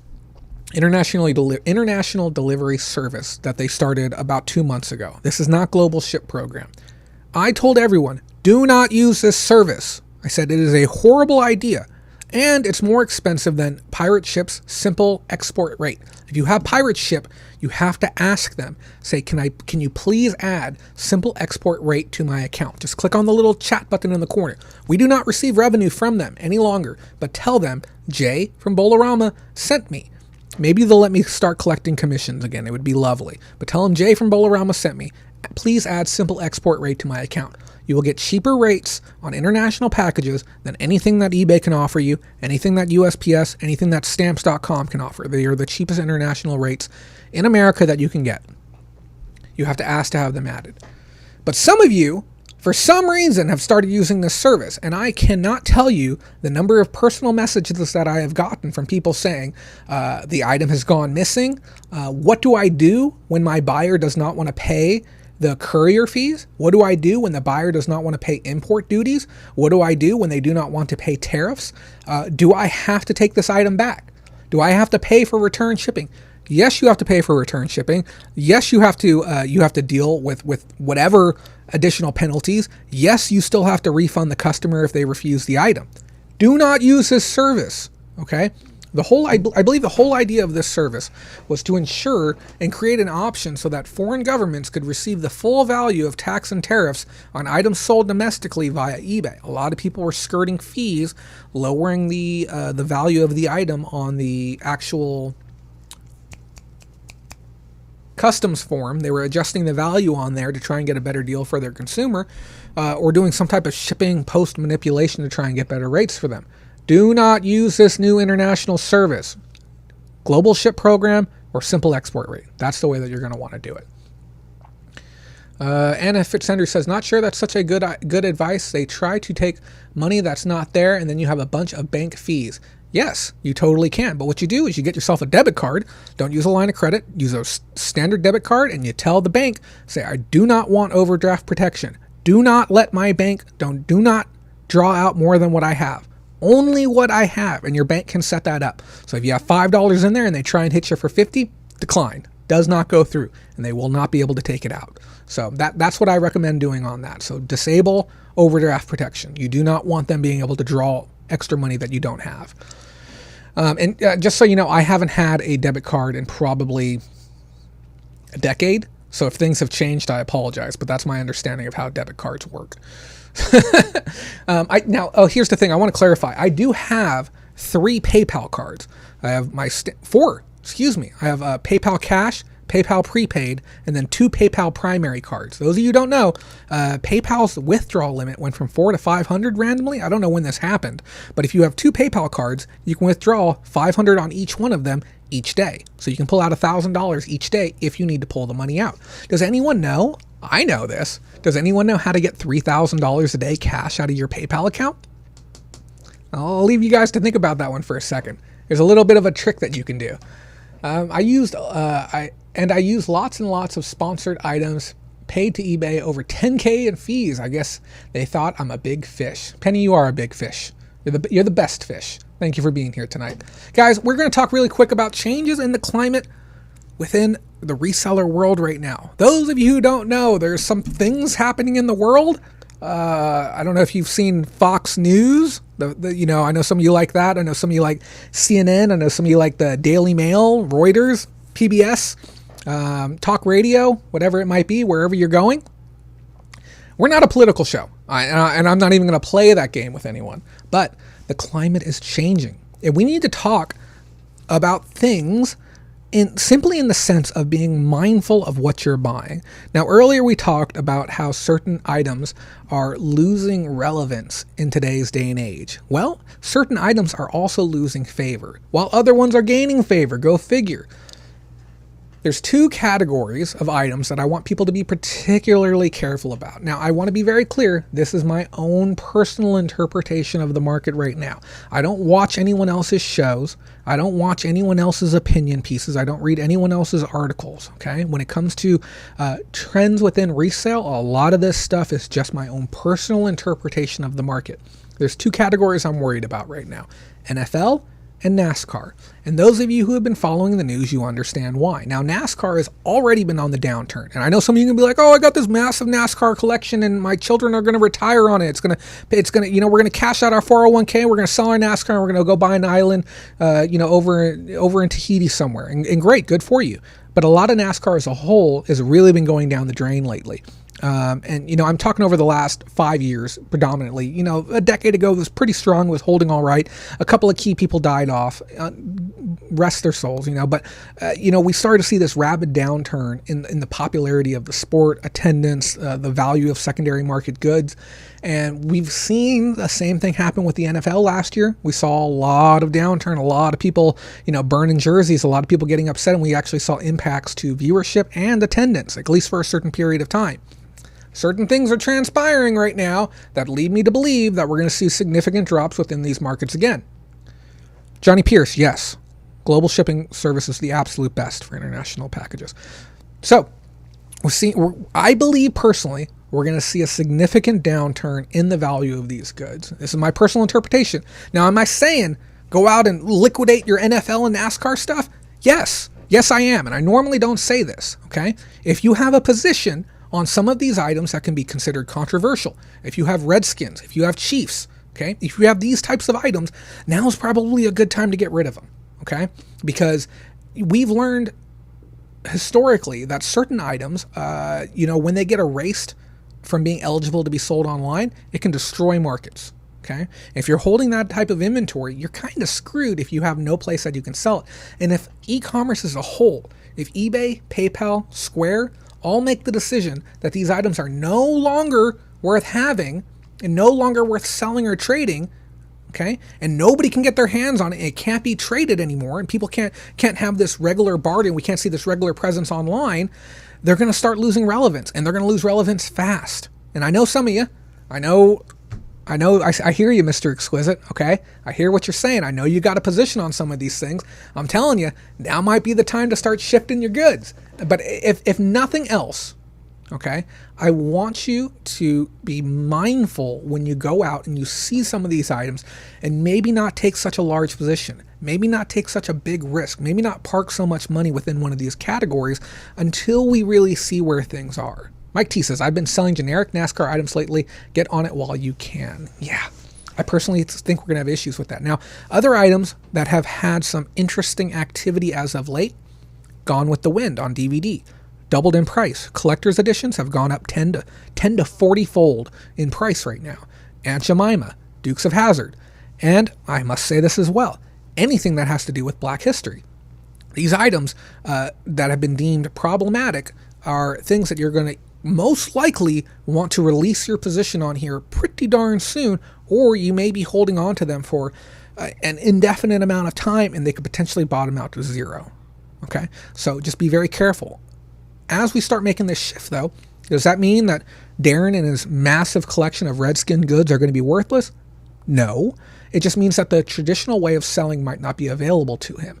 And those of you who do miss the bubble, or those of you who do not heed my warning, or those of you who are smart and guess what, I'm completely wrong, which 100% could happen, all speculation here is for entertainment only, you're going to want to look into auction houses. Okay, you're going to want to look into auction houses that are looking to take large collections of specific NFL memorabilia and who are willing to sell them. You might be able to get something going with Heritage, and they take lots of great pieces all the time. That might be the direction that you need to go. But just remember, when these big companies decide what you can and can't do with goods, it will have a direct impact on the value of your goods. Okay? They have a lot more power in dictating and directing the value of market goods than we personally will ever have. So just remember, if they erase the relevance of the item, they say, nope, we don't want this anywhere. We don't want it online, period. And we certainly don't want people, buying and selling these things, okay? Because it's problematic. It's going to have an impact to your collection. It's going to have an impact to your bottom line.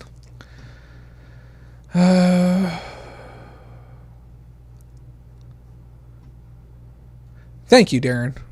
Thank you. Jay Kraft, you're right. Kay picked up a couple of new Confederate flags to flip. You got to be careful with those Confederate flags. I still see people selling them. You know, those hate speech fabrics.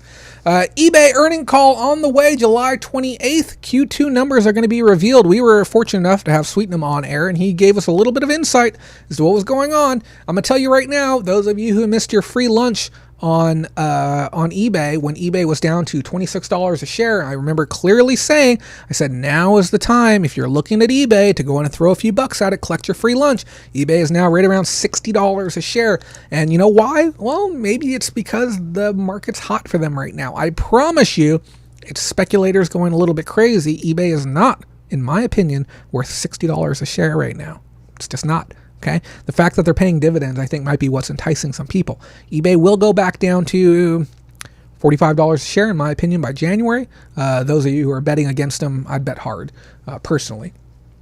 We need to draw the line somewhere. And you know the problem, and I love you, Brandy, the problem with that statement is, who is we?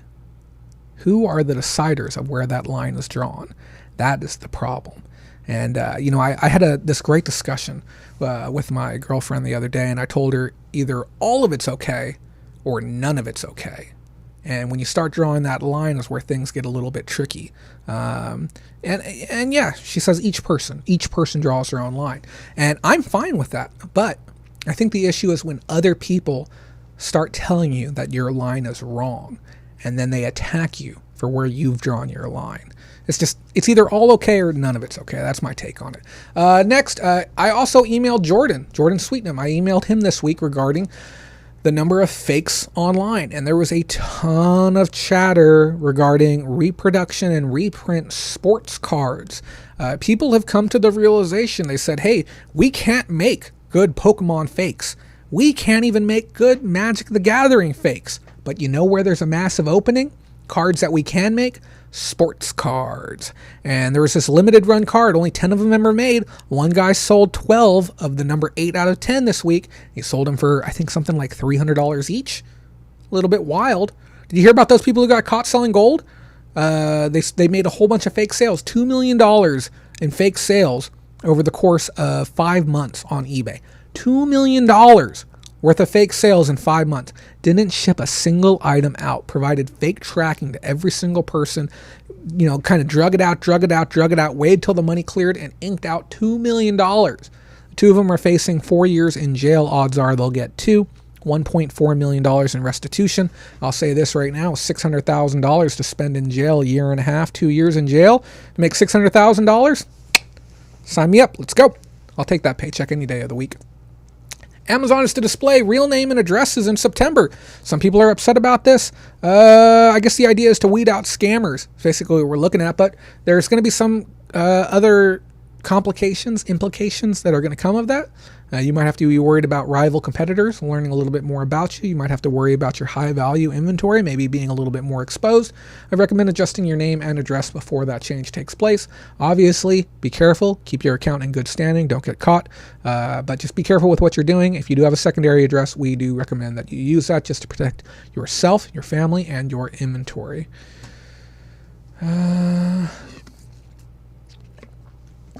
Okay. I think, eBay is introducing a new escrow service. Did you guys hear about this? It's kind of interesting. Here, let me show you a video. Congratulations on finding the right vehicle for you on eBay Motors. You can now use escrow.com directly from eBay Motors to more safely pay the seller of your vehicle and complete the purchase. Here's how it works. First, make sure the listing is escrow enabled by looking for escrow as a payment option. Once you have committed to purchasing, select escrow.com as your payment method. You'll be taken to escrow.com to register and verify your details. Escrow.com confirms the identity of you and your seller to reduce the risk of fraud. After your details have been entered and your identity verified, you're ready to make your payment. Escrow.com will hold your funds in escrow for the duration of the transaction until you've received and inspected the vehicle. Once the funds have been received into your escrow account, your seller will be notified via their escrow.com account that they can release the vehicle to you. Now that you have received the vehicle, you have 2 days to inspect it inside and out. If the vehicle does not meet your expectations, you can choose to reject the vehicle and return it to the seller. Any return shipping must be paid for by the buyer. If the vehicle is in the condition you expected, it's as simple as selecting Accept to release the funds from the escrow to the seller's bank account. For more information about your transaction, get in touch with escrow.com. Yeah, interesting. I don't know. I don't know if I'll ever be using that. I do have a car that I'm trying to sell right now. If anyone is interested in a 2005 Kia Sorento with 146,000 miles and brand new tires on it, $3,000 and it's yours. And yes, it's smogged. But as far as using that escrow on eBay, I don't know. I think it's fine, I suppose. It's another way to more securely do a transaction. I can't see there being a lot of friction. Somebody saying, oh, this car is so bad, why should I have to pay the return shipping? I think there's going to be issues with it, but we'll see what's going to happen on that. Guys, we're moving on to the next part of our show. You know what we're doing right now? We're doing pickups. That's all of our news. Man, we had an hour and 20 minutes worth of news, and I tried to hammer through it as quickly as possible, but now we have 2 weeks worth of pickups. It's kind of exciting. So we're going to take a look at some items. I got some stuff here I've never seen before. I've got some stuff here that is certainly problematic, and then I also got some items that I've already sold, that I've already listed, photographed, cleaned, sold. And you're going to get to see exactly what I paid and what I sold them for, which is very rare, but I front-loaded a lot of my work this week. So first item up, beautiful girlfriend found this. It's an Amazon Fresh delivery bag. These things are like $30, $35 on eBay. They do fold flat. It has a little gusset here on the side. And then on the inside, it has the little insulation piece. It's even marked Amazon Fresh on the exterior of it as well. This was picked up, I think we paid somewhere between $2 and $4. I don't know, something like that for it. And like I said, the list price is going to be between $30 and $35 is what we put it up for. We went ahead and priced ourselves to be the cheaps online. Friendly reminder for all of those of you who are patrons, any item you see, I almost lost that one. Any item you see during our show, you can go ahead and request to get for the price that we paid for it, as long as you plan on keeping it. If you plan on reselling it, then we're not going to sell it to you. But if you're interested in it, then yeah, check it on out. I picked up a Memorex DVD starter kit. Anytime you find these mini CDs, always go after them. There's none of them available on Amazon, but unfortunately, the packaging was so rough that I can't send it in as new, but I marked it as open box on eBay, and I expect to get $25 to $30 for this. I believe that's where it's listed at. Are a couple other comps on there right now, right in that same vicinity as well. But recordable mini discs are always a hot commodity. I don't know why, but there's a lot of people who are still after them. Maybe they're making counterfeit GameCube games or something. That's really the only reason I can think somebody would want that item. I picked these up. Boy, has the world of like printer ink gotten super disgusting. These are Zebra, if you're over in the UK. Don't want to alienate my UK audience. Zebra ZXP Series 3 True Color IX Series ribbons. The genuine ribbons. And you know why I say it's disgusting? Because not only is there an ink thing in here, there's also a damn SIM card that you have to insert into your printer to be able to activate this ribbon. How badly do they need to secure their product that they have to sell these with SIM cards? I don't get it. One of these is in horrid condition. It's got an oil leak on the backside, under the bottom, and then this one, they're punched through on the sides. Anyone want to take a guess at what I've already sold both of these for in this condition? I paid $1 each for these. These are color. Some of the comps on eBay you're going to see are black and white. Yeah, anyone want to take a guess at what these actually sold for? $2 in. And I actually could have shipped this out on Friday. I kind of feel bad for the buyer. He sent me a message. He said, could you do anything but ship them USPS? Could you send them any other way? And if you could you ship them today? I told him it'll be $25 if you want me to ship it out FedEx today, but I will if you want. And then he never responded back. And I'm like, well, must not be that urgent then if you don't want to pay extra money and you want me to do more work for you. I sold these already for $70 for the pair. And I could have asked as high as $80, maybe even 85 plus if they were in better condition, but I'm fine taking 70. And I said there shouldn't be any issue with them working, but you're buying them as you see them, and we'll be here to help you, but you're buying them as you see them. Just understand they are not flawless. So I'm not going to complain about that. We found them in a little bargain bin Amazon table, and I normally don't go to the Amazon tables, but the weather has been so incredibly hot out here. The last 2 weeks we've gone, it's been almost 100 degrees, and it goes up as high as 107, 108 when we're out there sourcing, and I can't do it. And great guess, Old Man Picks. You're right on the mark. Closest without going over. That is right. But yeah, so people aren't sourcing the same way. We've got this really nice hat, Brixton Manufacturing Co. This is another one of those brands of hats where it's just like, this is just a stupid hat. But enough people have decided that this is a good design, and this is like a classic look that they want it. So people are paying like $30 for this hat. And I picked this up for $1 to $2. It was really cheap. There's not much I can tell you more on it, but if you see something that looks newish, that looks aesthetically pleasing, that looks like some like 20-something-year-old kid would wear out to the club, and I'm allowed to say that because I'm a 30-something-year-old kid. So if you see a 20-something-year-old kid club style hat, look it up. It takes 2 seconds. And I explained this to my partner the other day because she was getting a little bit, I guess, frustrated because she was looking up item after item after item after item and not finding anything. And I explained to her that when I go out, I usually look up about 100 items that I don't buy.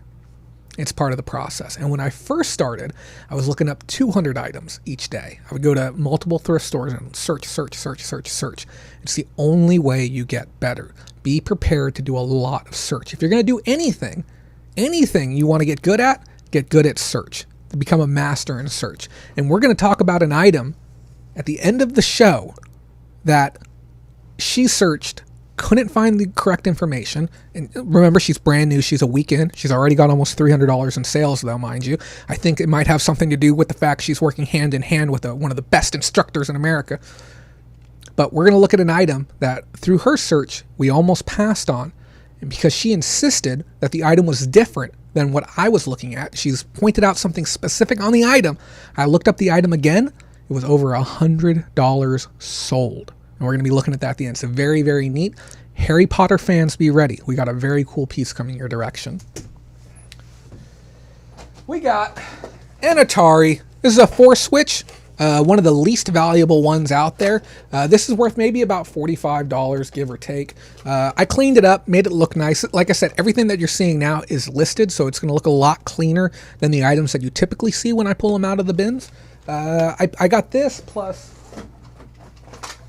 an Atari joystick, which I didn't list. It's not worth much. I'm going to throw it in with the console. And then a pair of paddles. And these paddles are good sellers. They're about $20 for a pair of paddles. The market shifts all over. I've sold them as low as 15 and as high as 25. And remember, this is a pro tip. Paddle is your cheap one. If you pick it up and it says racing at the bottom, it's worth twice as much. Twice as much. It's going to have a little F1 car on it. Mike T says, great news segment, Jay. Keep up the great work. Mike, I'm going to drink that $10 away.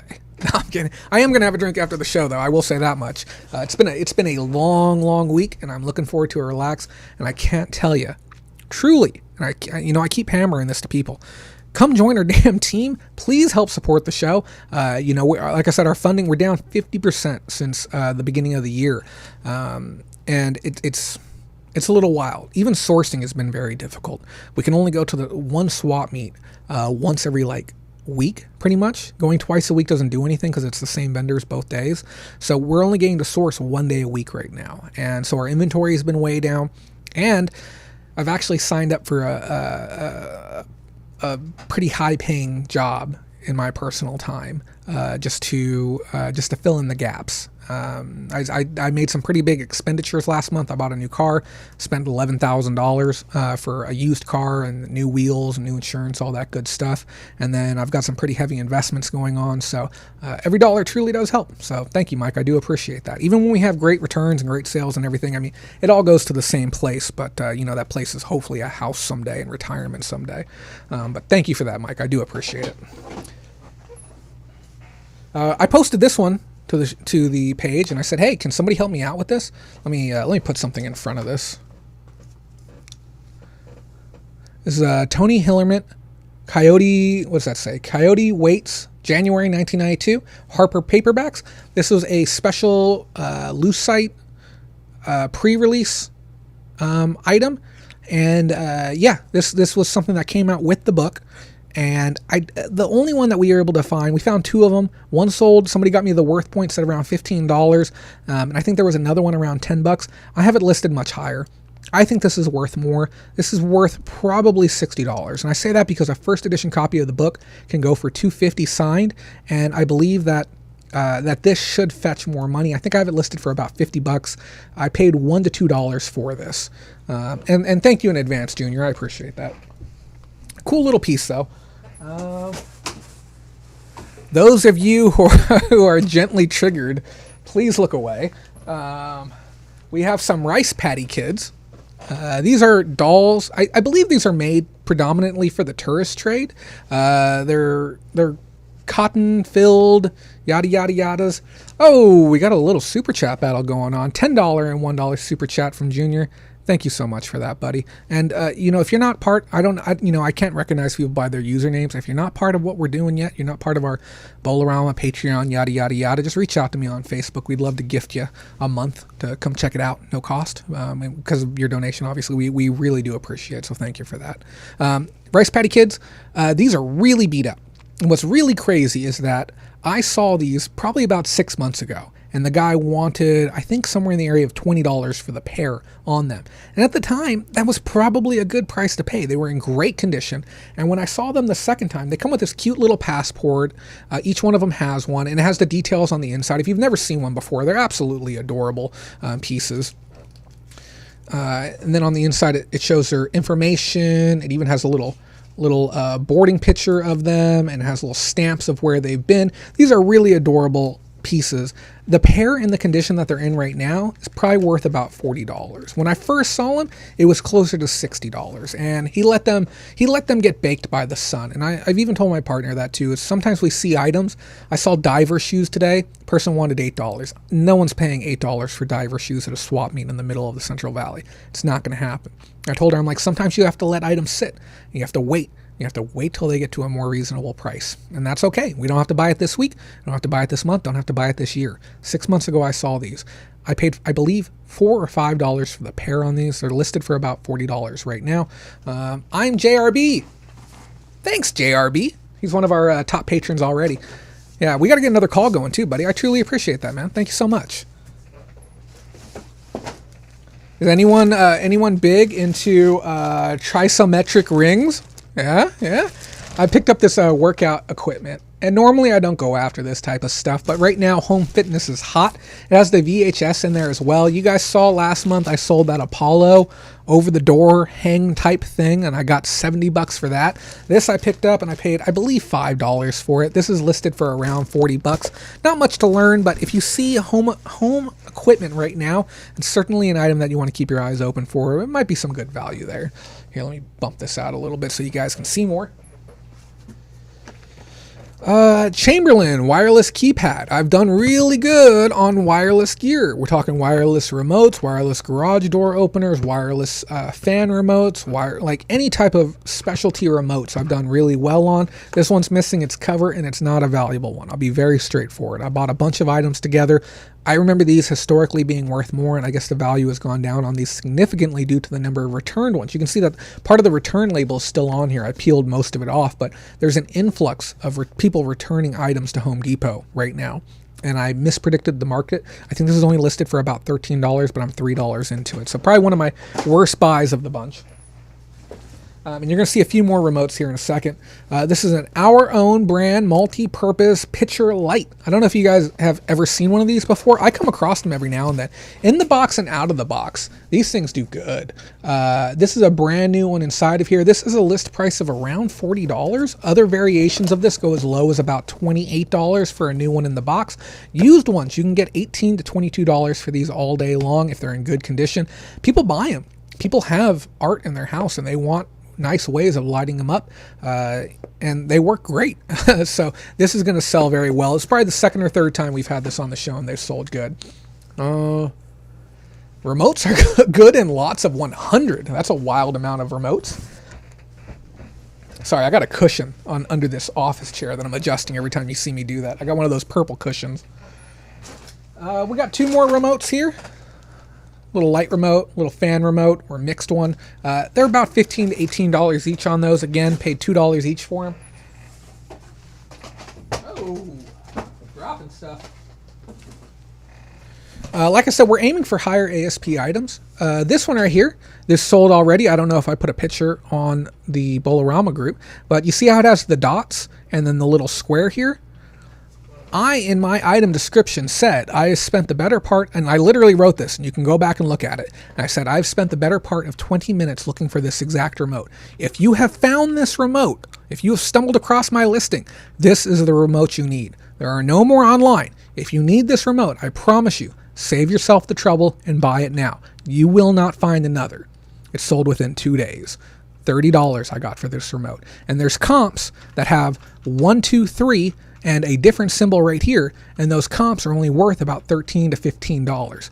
The fact that these are specialty buttons, okay, I couldn't even find a good completed one. These specialty buttons, or they're different, is exactly what somebody needed, and that's why I got full price on this one. I also picked up this timer. I miscomped this one again. This is an item that I comped out at about $25. I was at the swap meet. It was hot. This is actually comped in at about $15. And then I got a Frigidaire Pure Ultra, and all of these items were $3 each. It was all from the same vendor. This filter's worth about $20. I actually got this as a toss-in. I said, hey, can you throw in that filter for me too? So this is going to be pure profit as well. It's dinged on the outside, dinged on the inside. Should still work fine, but I did add that to my listing description. And then we also got some Bombas socks. Now, Bombas socks are the actual socks that I wear. They're really good socks. If you've never worn this brand before, they're seamless on the inside. There's literally, you know how that you got that toe bump at the front? These do not have a toe bump. You feel nothing on the inside. These are incredibly nice socks if you're willing to spend the money on them. And when I buy them from the retail site, they're like $7 or $8 a pair. And I know that seems insane, but they last like a solid 3-4 years without needing to be replaced. And so when I do get them, I buy like $100, $150 at one time, use them for 4 years, and I'll literally bag all of them up, and I'll hand them to the first homeless person I say, and I'll say, hey, do you want a whole bag of like high quality socks? They're used, but they're high quality socks. And they're like, oh yeah, I'll take them. I'll definitely take them. And I hand a whole bag across, and then I just pick up some new ones for myself. These black ones are a little bit cheaper. I rock the colored ones. These ones aren't bad though. I got 4 pairs. I paid $5 for them. I'll get about $25 out on the back end. I got to move some bins around, guys. Man, we're actually going to be done in 2 hours. And I am not using postal bins for things other than postal items.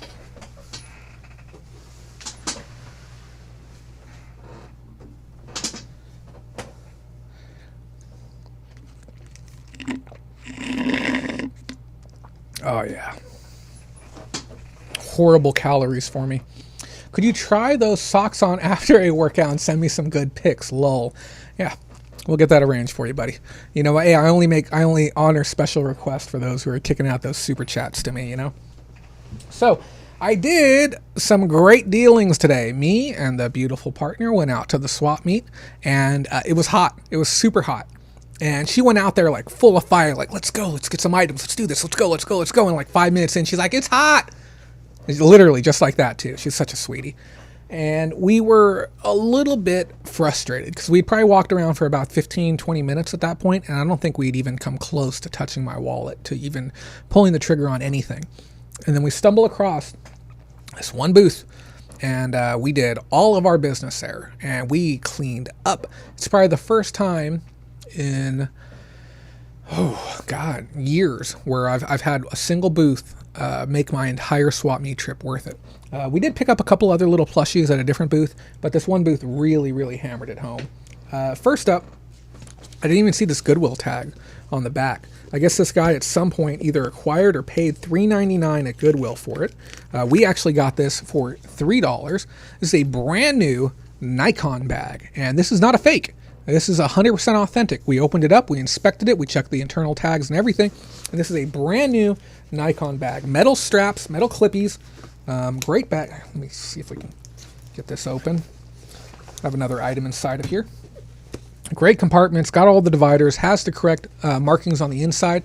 This brand new one will fetch anywhere between $50 to $60. Used ones are going as high as $40 for this specific size and model, but it has all the plastics and protectors, which is fantastic. I'm going to aim for top dollar on this piece. Great little piece to pick up. Also picked up a Franklin Speaking Spanish English dictionary. Some of these go for good bucks. This one I expect anywhere between $15 and $20. It's not a whole lot, and the reason why I purchased this is because he gave me such an incredible deal on the other items. I genuinely felt bad that it was so cheap, and I said, I've got to spend more money with this guy, and I'm going to do my best to at least get another $5-10 inside of his hand. I don't care what I really buy. I don't really care about the margins. The items we're going to show you are absolutely nuts. The return on investment, it's huge. I think the bag will probably sell more than the crappy camera. Hey, Nikon makes some decent cameras, a few.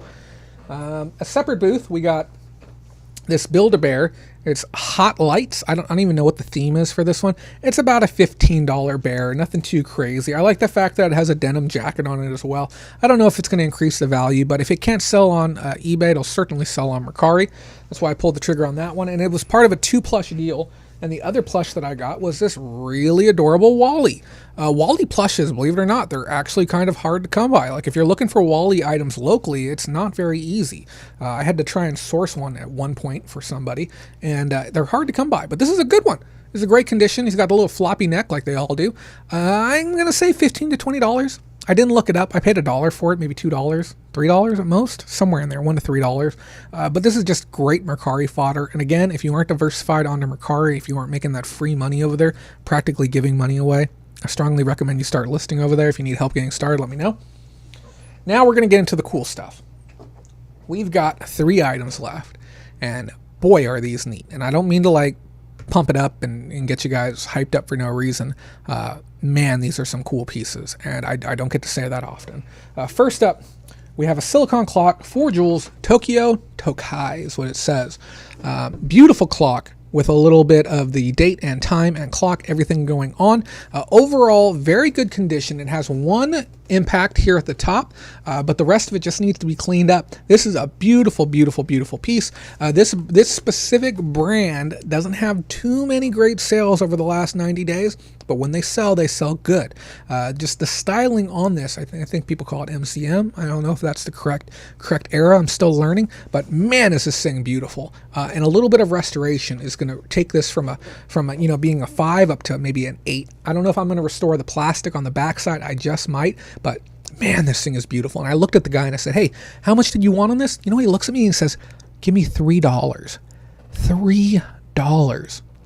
If you thought that was a good deal, wait till you hear about how we bundled up the rest of it. I didn't even pay that. I paid closer to about $1.50 on this clock. But yeah, I'm going to be tearing this thing down. If you guys want to see before and after pictures on this, let me know. We'll post them to the group. Yeah. Look at all the people coming to me. You guys just want me for my clock. Okay, let's take a look at the next item. Now, you guys know I like puzzles, especially brand new ones, especially in this day and age. And I'll tell you, this is an interesting one. And as soon as I saw this, because I've even talked to my partner, I even told her, sometimes you really have to keep your poker face about you. When you've looked at an item and you've asked somebody how much it is, and they tell you, the guy said, give me $20. And I knew right then and there, and I even walked over to her and told her, I'm like, I whispered in her ear, I'm like, that's worth $200, but we're not even going to pay 20. We're going to pay 10 for it. And that's how it was going to go. And that's what ended up happening. We ended up doing a bundle deal. Are you ready to see what a $200 puzzle looks like? Brand new on the interior. Box is a little roughed up, but this is a $200 puzzle.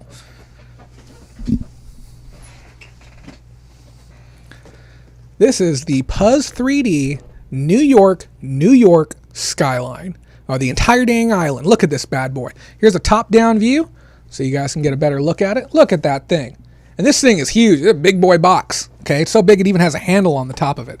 Okay, and you can use me for scale. This thing is a beauty. Brand new on the interior. The bags have... Why is this wet? What the heck got wet? Oh, I dripped some coffee.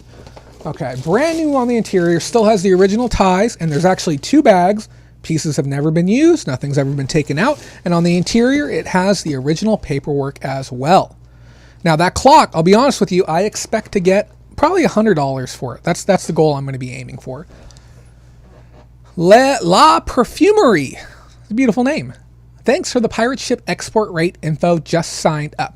Awesome. And if you need that rate chart too, just send me a DM and I'll get it over for you. It is cheap, especially if you're shipping to Canada. You're going to save a lot of money. And it's nice to be in control of your shipping and not pass that liability across to eBay in some regards. But I hope it saves you a lot of money. It's on average, it's about 20% less. So yeah, great puzzle, huh? $200. And we paid about $10 for it because it was part of a bundle deal. Now, here we go. The piece de resistance. The best item of the day. And I'm kind of happy that we're doing this today. Normally I wait a week, wait 2 weeks to show you the items, but I want to get back out there and continue sourcing, so I just want to get through everything. And we have this unique opportunity today to show you the stuff while I'm still really excited about it. Now, she called me over and she said, hey, check this out, thoughts. And it was an item I didn't look at. And I tell her this all the time. My eyes are geared oftentimes for things that I know. And sometimes I'll disregard certain things.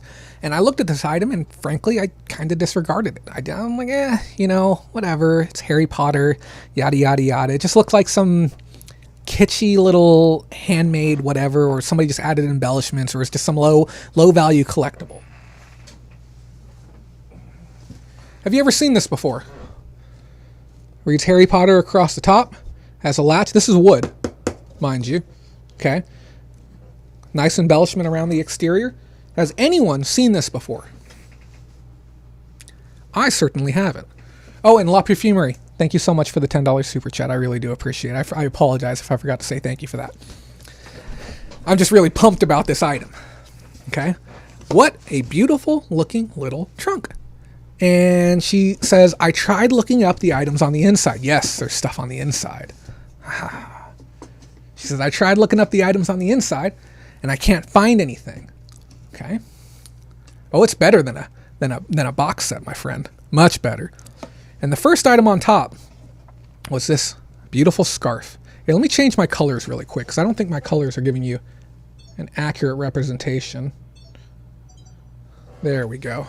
A little bit closer to true to life. Okay. This Harry Potter scarf. And she said, I'm looking it up. I can't find it. All I'm seeing is cheap ones, $8 to $10 ones. And I even told her right then and there. And this is the ignorance on my part. I said, well, it's probably costume, whatever, just whatever type of thing. And I started looking it up, and she's like, no, this one says this here. It says Harry Potter and the Sorcerer's Stone along the front. I ask you right now, pull out your phone if you're not using it, look this item up. Harry Potter and the Sorcerer's Stone scarf. Okay, what you'll see on eBay is nothing. Okay, and me and her talked about this earlier. There's a lot of things that you have to do that are real easy to forget about. And I even told her earlier in the day when we looked up an item, I said, we have to check completed because sometimes an item is so popular, it doesn't stay on the website long. The last one of these that sold for $120 for this one scarf. I know what you're thinking. You're like, man, that's a little bit wild. $120. What if I told you we have another one? Okay. I think it's identical. We have 2 of them inside of this trunk. We haven't even looked through this whole thing yet, okay? And I don't even know if this one's branded. We didn't even really look at this one. I have no clue what this is. It says property of Hogwarts, and I don't know if this one has any other embellishment. And these are all brand new, and these are really, really high quality. These are very thick scarves. No other embellishment on this one, okay? And then we have some glasses. I think they're plastic. I can't tell. But it might be specialty for this collection. And then the very bottom, we haven't done any research on this book yet. Okay. We haven't even opened it yet. We have this beautiful edition of the book. The gold pages and everything. I'm curious. I'm going to crack this thing open right now. I hope she doesn't get upset at me for being the first one to look inside of it. We don't know specifically if this trunk is part of a pre-release kit, press kit, promotional release, promotional whatever. We're not sure. Okay, we know we have a couple $100 worth of scarves, and that's really all we know so far. And then this beautiful edition of the book. I'm hoping, just kind of crossing my fingers, that it may be a signed copy. I'm going to peek in here really quick.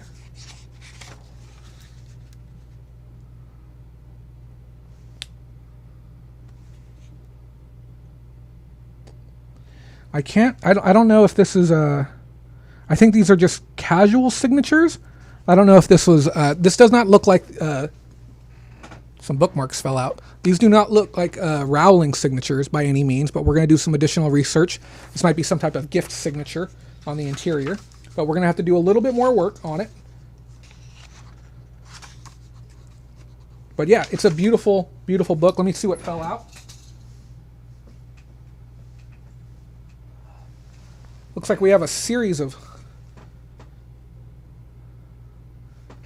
bookmarks. Let me get these fanned out for you so you guys can see them. They have a little gold gilding on them. Very interesting. So this is going to require, obviously, a bunch more research to fully understand what we have. But at the time we got it, I'll tell you right now, it was totally worth buying from everything that we saw so far. There's a full color insert here on the back as well. Very interesting. But we'll definitely keep you posted. We'll let you know what comes of this and how much everything sells for. There is custom stickers on both sides of this trunk as well. And it does need some restoration. There's some peeling here of the fabric if you guys want to see a before and after on that. I do want to give a class on what I consider master restoration, the restoration that I do on my end to bring items back to full value. Everything from, gluing to paint restoration to even rebuilding pieces of wood as necessary. And that trunk, we got the trunk, the puzzle, the clock, and something else. And we paid $25 for all three pieces. So I don't know about you. I'm kind of pumped about that. I thought it was pretty cool. I think we're going to make some great money on it. And we'll keep you posted when they sell as well.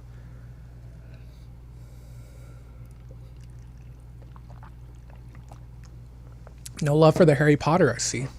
Wild. Okay, guys. Last week, what did we talk about? We talked about me giving up on things that don't matter. Remember what I told you? I told you I deleted every single post on my Facebook that had anything to do with race, religion, politics, social issues, everything. Go back and listen to the discussion. It was a good one. I'm not going to go into it again. This week, I want to share something with you. Very important. I hate musicals. Always have. And I don't even know why. Every time I've tried to sit down and watch one, it just wasn't my thing.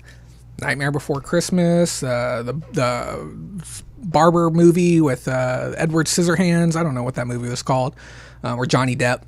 I have never liked musicals. And I've tried. And frankly, I don't know what it is. It's just, it does not jive with me. And I know a lot of guys who are like, no, musicals are dumb, yada, yada, yada. I'd rather watch, Tom Cruise. I'd rather go watch some Top Gun. If I only got so much time, that's how I want to spend it. My buddy and loyal patron and friend, Miguel, has been hounding everyone online about watching Hamilton. Everywhere. Instagram, Facebook, group chat. Everywhere I see him. He does Hamilton cosplay. Goes to conventions dressed up as Hamilton. And I've seen it everywhere. I've seen it on Philip DeFranco. Everyone's talking about it. Go watch Hamilton. Go watch Hamilton. And then what happened? It got added to Disney Plus. And he came and he said, watch Hamilton. And I responded to him on group chat and I said, Miguel, you have my word. I will watch Hamilton. And I put it on. And boy, oh boy, was it one of the greatest pieces of film that I have ever seen, especially in the topic of musicals, but 100% in the topic of history. And the performance was outstanding. It met and exceeded my expectations far beyond what I was even considering possible of a musical. I literally cried at the end of that performance. And my girlfriend, she was in buckets of tears. It is a brilliant, absolutely brilliant piece that I cannot recommend any higher than go out and watch. If you have Disney Plus, if you have Hulu with the Disney Plus, go watch it, okay? It is breathtaking. But that's not why I'm talking about this today. And I really hope you do go watch it. And I told him I would tell everyone to go watch it too. It is brilliant. And if you have seen it, let me know your comment on it, what you thought of it. But you know what? It really got me thinking about something. It got me thinking about the fact that it's so damn easy to get yourself into a thought process and a belief and a structure in your own mind that you were completely unwilling to waver from. In my mind, I didn't like musicals and I never would. And that's just how it was. And if it wasn't for somebody pushing so damn hard, for just somebody just give it an opportunity. They're basically saying, just give me a chance, hear me out, take a peek at it, just be willing. And I was adamant about it for so long. And I said, you know what? Okay, whatever, fine. I'll do it. And boy, was I pleased. There's a problem with society today. It's a big problem. The problem is that you've seen it, and I've seen it too.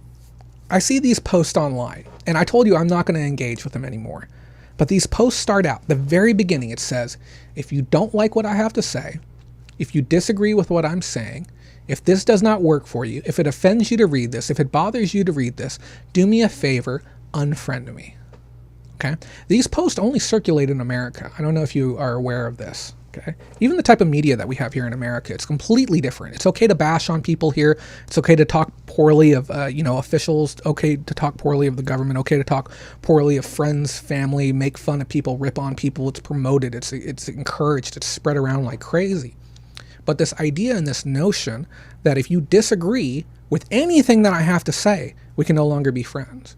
If you aren't even willing to listen to the idea of my stance, you're not worthy of my friendship. And I push back on some of these people. Okay? And I say, how does that help? Okay? You made this post with the intent to spread information, correct? Okay? Well, who are we spreading this information to? Okay? You're not here watching my show today because you want me to tell you things you already know. You're here to watch my show with the hopes of learning something new. And if I started my show, and every time I start my show, if I said, hey, if you disagree with what I have to say, just go ahead and unsubscribe and leave right now. Nothing here for you. No, that would never work. You want your ideas to be challenged on some level. And when on Facebook, you challenge somebody and they delete your comment. You challenge somebody and then they unfriend you. You challenge somebody and then they put you on a restricted list. Okay? You're not helping anyone or helping the discussion. You should watch contrary viewpoints. You don't want to dismiss Fox News 100%. Heck, you might learn something. You don't want to dismiss CNN, Daily Mail, Washington Post, LA Times, New York Times. There might be some tidbit of information in there for you. I know some people who say, I will never go to e-commerce bites. 40% of my news comes from e-commerce bites. Okay? When you see these posts, if you are going to engage, you kind of got to treat them as if you're talking to a anti-vaxxer, and I hate to put it in that way. But we find ourselves getting trapped inside these echo chambers where we only want to communicate with people that agree with us. And what the problem with that is even with this show, if I only choose to engage with people who agree with what I believe in, guess what? None of us are going to get any better. We need dissenting opinion, and we need a little bit of conflict so that we have the opportunity to learn. We need to be challenged on our beliefs. I was challenged on the belief that musicals weren't good. Somebody said, hey, musicals are good. Check this out. And I said, oh, okay, fine, whatever. I'll take you up on your challenge. We spoke earlier in the show regarding conflict. Okay? It's important. Don't close yourself off to opposition. Try not to silence people that you don't agree with. When you engage with people, it speaks volumes about your character. Try and take the high road. And just remember, some people are ignorant by choice. Sometimes, no matter what you tell a person, it's not going to change their mind. Even if you have hardcore, bona fide facts. I saw somebody talking about hydrochloroquine. No, it's the devil's drug. It's going to kill people. Well, new research is out to show that it's actually saving lives. Oh, it doesn't matter. And I said to that person, I said, well, okay, you're not a scientist. And there's one that says it does help and one that says it doesn't help. Are you just picking the one that goes with your preconceived notion? Is that what we're doing here? All I'm saying is be willing to listen to others' thoughts, but just understand some people are just never going to change. I know some people that'll argue with you that the sky isn't blue. They'll argue with you till they're blue in the face, and then they'll tell you, you know what? Unfriend me or I'll do it for you. That's okay. It's been a pleasure. But I will say this. Don't get yourself riled up. You can lose an entire day arguing with people who have no intent to lose. And remember, you don't learn a damn thing when you're right. You only learn something when you're wrong. Okay? It's all right to be wrong. Humble yourself. Make some mistakes. I'm wrong all the damn time, and you guys call me out on it. Jay, that item isn't worth that much. You're never going to get that much for it. Okay? Sometimes I'm right. Sometimes I'm not. Sometimes I spout things on here, and I think I'm right. Sometimes I'm not. Do your own independent research. Listen to other people. Okay? Challenge yourself a little bit. Challenge your belief thoughts a little bit. I want to give a big thank you to everyone who helped support the show this week. It means a lot. I know, what is it, $32 in today. 3 people gave $10, La Perfumery, JR Bargains, Mike T, and Scott Thompson, with $32 total coming in. It makes a significant impact here, and I truly do appreciate it. I appreciate all the people who take the time to watch this show, because I'll tell you what, they do take a lot of work to put together, especially on complicated weeks like this. We're going to follow up with you next week. We're going to get you some compelling updates on things that are important to know, I suppose. In 2 weeks, we'll be back. If you have any suggestion for things that you'd like to see me talk about, any information you'd like to see me expand upon, let me know. I would say we're working on some videos in the background, but production has really slowed down as I've been focusing on trying to make more revenue, because revenue is just down as a whole. But thank you so much, and it's been fun. I've had a great time tonight. If you have any follow-up questions, join our Facebook group. I'll put it in the link in the comments right now. I'll include our Patreon as well if you'd like to sign up for that too. It would be truly appreciated. And again, don't be afraid to join in on the discussion on our Facebook group. We're there round the clock. We'd love to see you there. And thanks so much for watching. It's been a fun one. And remember, as always, if you don't make that money, someone else will. Have a great night, guys.